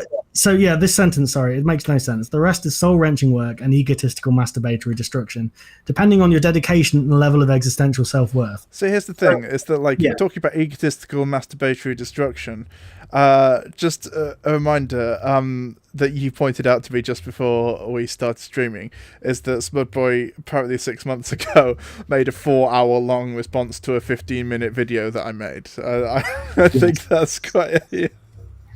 Yeah, the beef is well established, but yeah, that is, yeah, God, I mean, yeah, whatever. I mean, that am I going a bit insane, or is this sentence just not making any sense? I don't get it at all. The rest is soul-wrenching work and egotistical masturbatory discussion. Let's take the paragraph as a whole. He's saying it's not easy to entertain and teach at the same time. We know this. Smudboy is proving that with this book. Okay. Yeah. You might have fun, or at least have a sense of accomplishment when doing it effectively, and knowing why. So knowing why you're doing it effectively? I guess knowing the rules of the trade. Then he goes, the rest, but I don't know what the rest is. Because you said the purpose of writing a story is to entertain and teach, right? Yeah, so like, what's it the rest of? Was, Morgan Kai K, 4 hours, not a joke. It's also not the first time they covered sheep's work. Yeah. That one was also similarly lengthed. You know, that is the nature of Smudcast. Shame they've not covered this yet, but I don't know if they're aware of it yet. But and also it'll take them a long time. If they respond to, hang on, I'm just going to bring it up. Yeah. So here it is for everyone who was wondering. 4 hours and 1 minute long for 15 minutes. But yeah. So I mean, I don't think they're going to cover this because these are several hours long. If they take 4 hours to respond to 15 minutes, you know. Yeah, exactly. Yeah, it's no good. Oh yeah, there's Smud covering your video, which isn't about them, but they seem to think that you're dissing his mate Lit Devil. Which again, I do not give a shit about Lit Devil. Like, I mean, he was like a bit of a dick to me once, but like I just blocked him on Twitter and moved on. Like I don't care. Yeah. The real Dr. Crazy says, I think he's comparing the rest of the work as self-gratification. Yeah, I don't know if you've listened to the whole stream, mate, but like the reason we're confused by that is like he's saying here about it's not easy to entertain and teach at the same time. And he's literally just said, like, the entire point of writing is to entertain and teach, you know. I don't know. Let's stagger on to this final paragraph. Okay. Or rather, the final paragraph of the intro to Chapter 1. But we'll continue Chapter 1 at a later date. So, the following rules and expository chapters are here to act as general guidelines and scaffolding when considering the composition of your next written work, what to do and what not. Now, I want to give Smud some props here, because the scaffolding comparison is the first metaphor he's made in this book that makes any fucking sense. And it's the first one that doesn't necessarily involve food as well. Yes, it works, Smud. You did it. You made one that works. He did do it. Yeah, no, maybe you should quit the culinary sort of industry and go into bricklaying or something. He seems more familiar with that kind of. Now, the thing with that is, Matt, we know for a fact that he's not going to quit the culinary metaphors. They continue. Yes, there's a part in Rule 2. This is just a bit of foreshadowing for next time. Okay, yeah. So Rule 2, which we'll get into after we've done Rule 1, which is long enough on its own, but Rule 2 is have no errors. And he goes into... in fact, there are sections in this where he goes into very specific food analogies. But the food analogy he goes into in this is the steakhouse. So that's a nice change of pace. But yeah, so he is going to be going back to the steakhouse with the rules. He is going to be going back to a lot of steak metaphors, which obviously, you know, we love this. I miss the eggs, honestly. Yeah, I miss the eggs. Because that was the thing about the glossary, is that the eggs at the end really cleared up what he was trying to say, right? Yeah, well, you know what, I do like the eggs. I think we're going to stick with the egg memes, because I do enjoy it, and we are going to keep calling the chat the egg gang. But I feel he missed a trick by stopping with the egg. Because that's the thing, we've gotten very confused by preface why we read, and I think it's largely because he didn't relate everything back to the preparation of an egg. That's right, yes. So yeah. I think he's sort of... I think we're not as interested in steak as we are in eggs, honestly. Well, because steak, there's not a lot you can do with a steak metaphor. So it's interesting that he keeps returning to that in this book and in his streams and videos. He keeps going back to the steak. He was on about the steakhouse to Jack Saint. Jesus Christ. Yeah. Incidentally, Jack Saint had a brilliant response to one of Smud's rambling steak metaphors in that chat, where he goes, yeah, but he goes, I think about food differently to how I think about stories. And it was great. It's just, yeah, anyway, that was really funny, especially after we'd done the stream. Roy O'Connor says I sound more like Sargon. I'm going to have to take offence to that. I don't sound a bloody thing like Sargon. No, you don't. See, the thing is, often Americans or people who aren't British will just assume that most British people sound like Sargon. I've been told I sound like a left-wing Sargon before. It's just a thing. I don't know what it is. Yeah, I mean, fair enough, Roy O'Connor, but I don't... Sargon can go fuck himself. Also, someone said, have you read Wheel of Time? I don't know if that's relevant or not. I haven't. I got midway through the first book, but it just wasn't really for me. Fair. I know a lot of people who really love the whole saga. It's just... and I gather it gets better after book 1, is what people say. Like, it gets more kind of interesting in terms of narrative and theme and stuff, but like...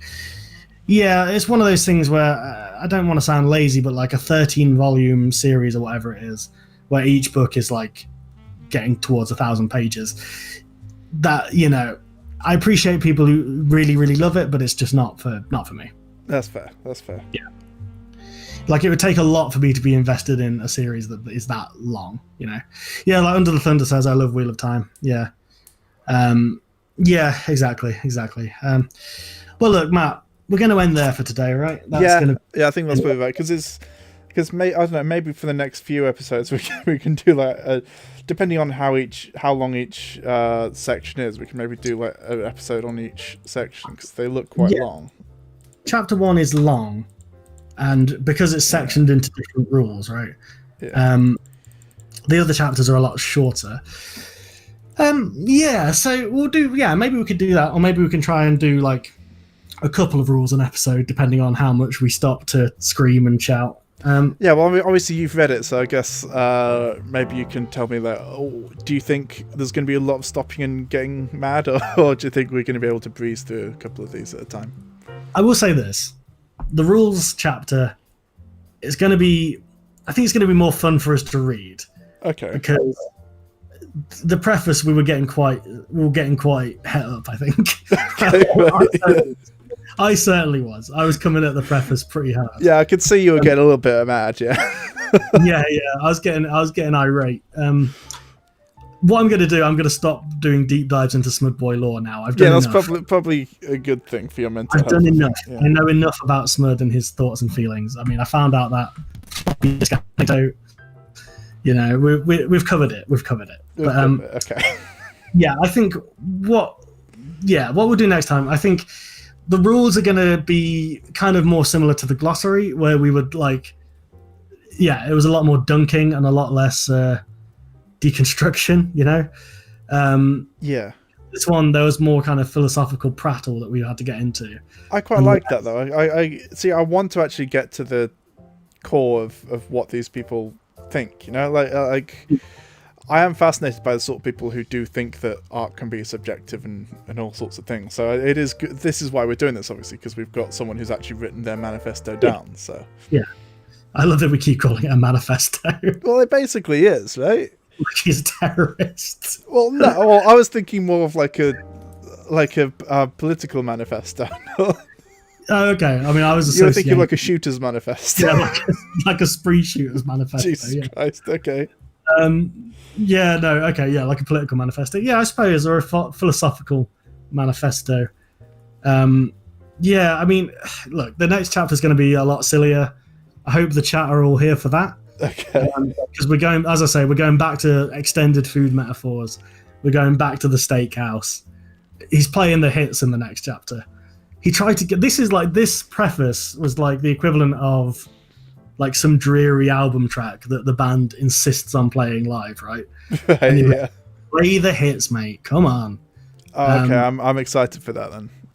Yeah, and this, so if you imagine you're at a Rick Astley gig, for example, yeah, the preface is like him playing any other song than Never Gonna Give You Up. Okay, now I'll tell you like a really weird experience I had, which is, this sort of reminds me of. I once went to see an acoustic guitar gig on the Isle of Wight, which was played by Midure of Ultravox. Oh. And like every other song, there was a guy who was sitting behind me who was shouting "Play Vienna," and it was great.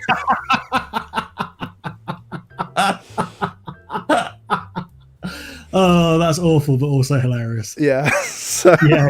It was a very surreal experience. But yeah. So basically, the next one is Vienna, is what you're saying. Yeah, it's going to be Vienna. Yeah, it's going to be beautiful. Yeah, you're welcome. Everyone is thanking us for the stream. We have a lot of fun doing this. Morgan Kai K, The Wheel of Time is actually 14 volumes long. Yeah, I took a punt at 13 there. I was guessing, but yes. Morgan Kai K, Destroying Me with Fact and Logic. Normally, I destroy sheep with fact and logic. You do, yes. But, indubitably, Mr. Shapiro. Yes. Yeah, okay. Under the Thunder says, I like dreary album tracks, lol. Fair enough, okay, to the man. Nothing wrong with dreary album tracks. I'm being reductive there, I guess. But this was, you know when you go to see a band and they don't start out with the heavy hitters. Yeah, or they'll start out with like a big single. That was the glossary. Yeah. Then they kind of go into something that's from the new album that clearly no one in the audience has heard. Yeah. And like everyone's kind of like bopping along, like, yeah, okay, in theory it's a good song. It's not one we recognise. Oh, another weird... Yeah, it's a bit like another weird gig. I've been to a lot of weird gigs. Another weird gig I went to, which is Wheatus. You saw Wheatus? I saw Wheatus in the town where we both live, yeah. It was in like the basement of a pub. In what year did you see Wheatus? 2016? Fuck off. No, it's true. No, like, why are you lying? No. I saw Wheatus, and obviously the entire time everyone wanted Teenage Dirtbag, and they're like two other songs, but they did just sort of pepper their other three songs like throughout the. Mate, Wheatus. No, I know. Yeah. Those lads are they're taking the piss, aren't they? Still being around. I don't know. Yeah, I mean, God, yeah. Imagine seeing Wheatus in the year of our Lord 2016. I know, it was wild. Was it good? Yeah, well, it was good. I quite liked it, actually. Actually, speaking of weird gigs, right? And speaking of bands that probably shouldn't be around anymore. Yeah. I went to see a few. I think it must have been about 2016 as well. Me and Mrs. Henchbrain went to see Electric Six in Oxford, right? Oh my god, yeah. Unbeknown to us, they were recording a live album for a start. Excellent. Which was odd already. And for a second, they were recording a live album that was specifically like album tracks and rarities, so they didn't play Danger, High Voltage, or Gay Bar. Oh god, for fuck's sake. I mean, as it happens, I'm weirdly into Electric Six, so I knew most of the tracks they were playing. But like, yeah, that was an interesting experience. But it was topped off by the fact that the frontman just went at the end. He was like, "Thanks for coming out, Oxford, and thanks for letting us not play Gay Bar," which was funny. But yeah, luckily for us, Smud is going to be playing Gay Bar next time. He's going to be getting back to the steakhouse. He's just going to be having a great time. Nice. I'm looking forward to that. And Riot Fox, yes, they had about 4 hits. Yeah, they had like a cover of is it Aretha Franklin, Little Respect? Yeah, they had something called like American in Amsterdam. Now you're just making them up, Matt. Okay, right. They had 2 hits. Okay, sure. A single is not a hit, all right? Okay. Not by definition, anyway. Yeah, I mean, did Weta slap though? Were they good? They were okay. They weren't terrible. I mean, yeah. To be fair, it was good, and obviously it ended on a high note. But there were bits where you were like, yeah, no one gives a shit about this one. Like, no one's like, the only reason people are here is for like the 2 songs that they know. So yeah. I mean, I feel bad for bands like that because you do have that thing where I definitely got the sense that Electric Six were pretty tired of playing Gay Bar, which I can understand. But yeah, no, like what's it, Fountains of Wayne, who did Stacey's Mum. Yeah. Now they are a good band, but yeah, they have the one big hit. So like, unless they're playing to their dedicated fan base, which they did have, to be fair, yeah, it is going to be a situation where it's like, get to Stacey's Mum. Yeah. That's going to be the one to play it out. Yeah. But yeah, luckily for us, Smudboy will be playing the hits next week, or not necessarily next week, but next time we do this. Yeah. Yeah, and we're going to be talking about the Steakhouse, and we're going to be talking about the objective rules of writing fiction, which is always good. I'm extremely excited for this. Yeah. Is there anything else we need to say, Matt? Don't think so. Unless there's anything you want to add regarding your deep dive into Smudboy this week. No. Okay, fair. He's kind of yeah, unfortunately, Under the Thunder, the main guy from Fountains of Wayne did actually pass away this year. Jesus, I didn't know that. Yeah, not sure if it was to do with COVID or what, but yeah, he sadly passed. Yeah. Fucking yeah, quite young as well. I think he was only like in his late 40s or something. But yeah, I mean that's kind of a bum note to end the stream on.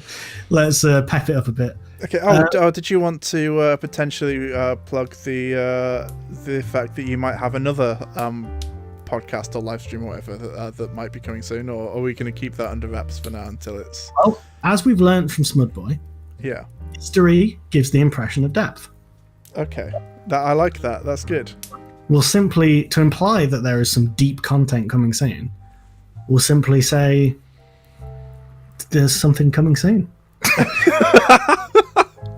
Okay, I like that. Before we go, actually, I've just thought about something we didn't cover when we were discussing that particular paragraph. Yeah. I like that it's about the impression of depth.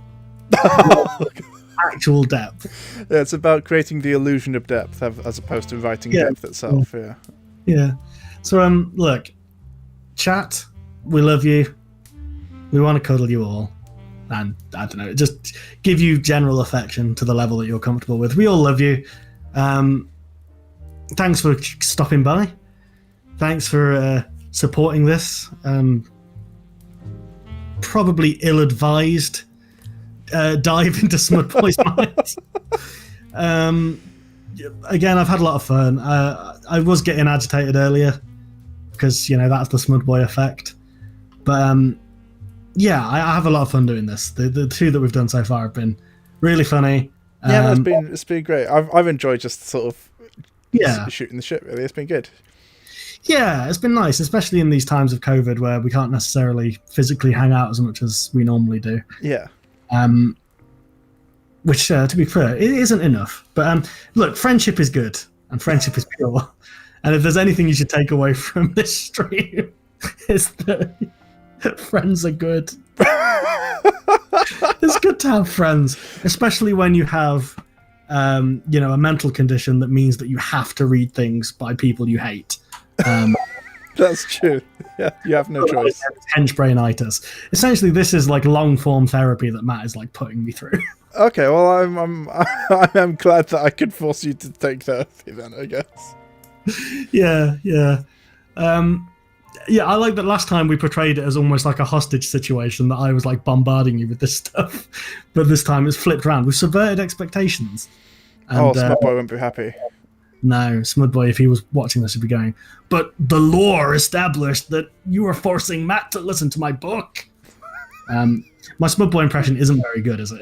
That's nothing at all what he sounds like. No, I mean, I think maybe next time we should actually play his description of his book in his own words. Maybe that would be interesting, because it's like pinned on his channel. So maybe we should. That should be a good. Yeah, we could hear his dulcet tones. Yeah. The real Dr. Crazy. Now, I should point out the real Dr. Crazy is also an IRL friend. Yeah. So this is a reference to a book that we found in the works a while back when he says, next book you got to read is The Real Twilight. It's not really a CHUD book, so it doesn't really fit the remit of this. But definitely, I would love to read some extracts from that on a future stream, because it's a beautiful book. It's all about quote-unquote real vampires. And it contains wonderful information such as it's actually a common misconception that vampires don't like garlic. Many of them do like garlic and enjoy cooking with it. So, there's a lot of good vampire information in The Real Twilight. Anyway, shall we leave it there, Matt? Yeah, sure. Sorry, I was just reading up on The Real Twilight. I was just fascinated by it. It's a really beautiful book. At some point, I mean, we should just we've called it CHUD Book Club, but it might just be like stupid books that we enjoy. Yeah, we can do if you like. I'm happy to do anything if you want to break from Smudboy, maybe after this. Yeah, I mean, I want to get to the end of Smudboy because part of the remit of this show is that it's torturous. Yeah, we do need to finish the books. I don't want to. And as Smudboy says, like obviously the process of in Why Do We Read, it says reading can be torturous, monotonous, and dull, or whatever he said. Well, reading this book definitely is. Yeah, reading this book and inflicting it on others is torturous. Anyway, we'll call it there. Okay, that sounds good to me, mate. The last stream, because it was Trans Awareness Week, I said I signed off with trans rights are human rights. I think this week I'm just going to sign off with just look after yourselves, people. It's going to be it's a shit year on almost every level. Yeah. Just look after yourselves, take care of yourselves. If you're working, if you're not working, if you're in ISO, if you're not, just take care of your mental health, take care of the health of your friends and loved ones. And just to reiterate, trans rights are human rights. Yeah, of course. That doesn't only apply during Trans Awareness Week. I'm just saying, there wasn't a themed thing that I could easily go for this week. So instead, I'll just say, seize the means of production, I guess. Nice one. I'm just going to check if there's any kind of specific...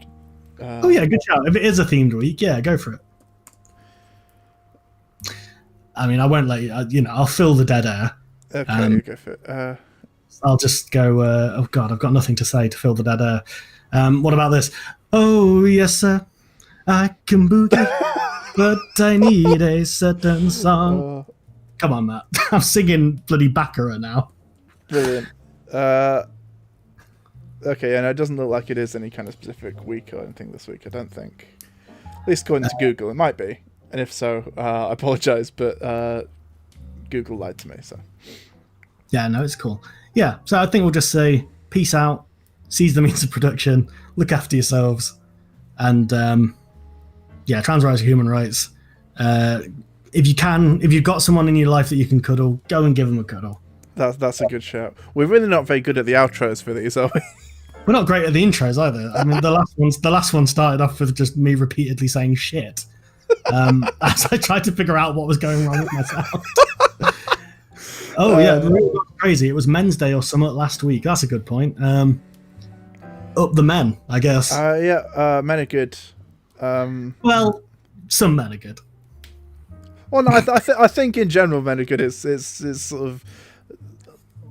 Well, we can get into a whole thing about that, but it's like when people say like men about it, sort of like, it's more like society and like elements of toxic masculinity that they're actually talking about as opposed to men. It's a good point, real Dr. Crazy. Actually, as a sign of with men's whatever that day is called, just Men's Day or whatever. Yeah, I want to point out like the point of that is not to because whenever Women's Day rolls around, people are always men are always like, why isn't there a Men's Day? There is, but also I think we can promote men looking after other men and having if you're a man, cuddle another man and tell them you love them.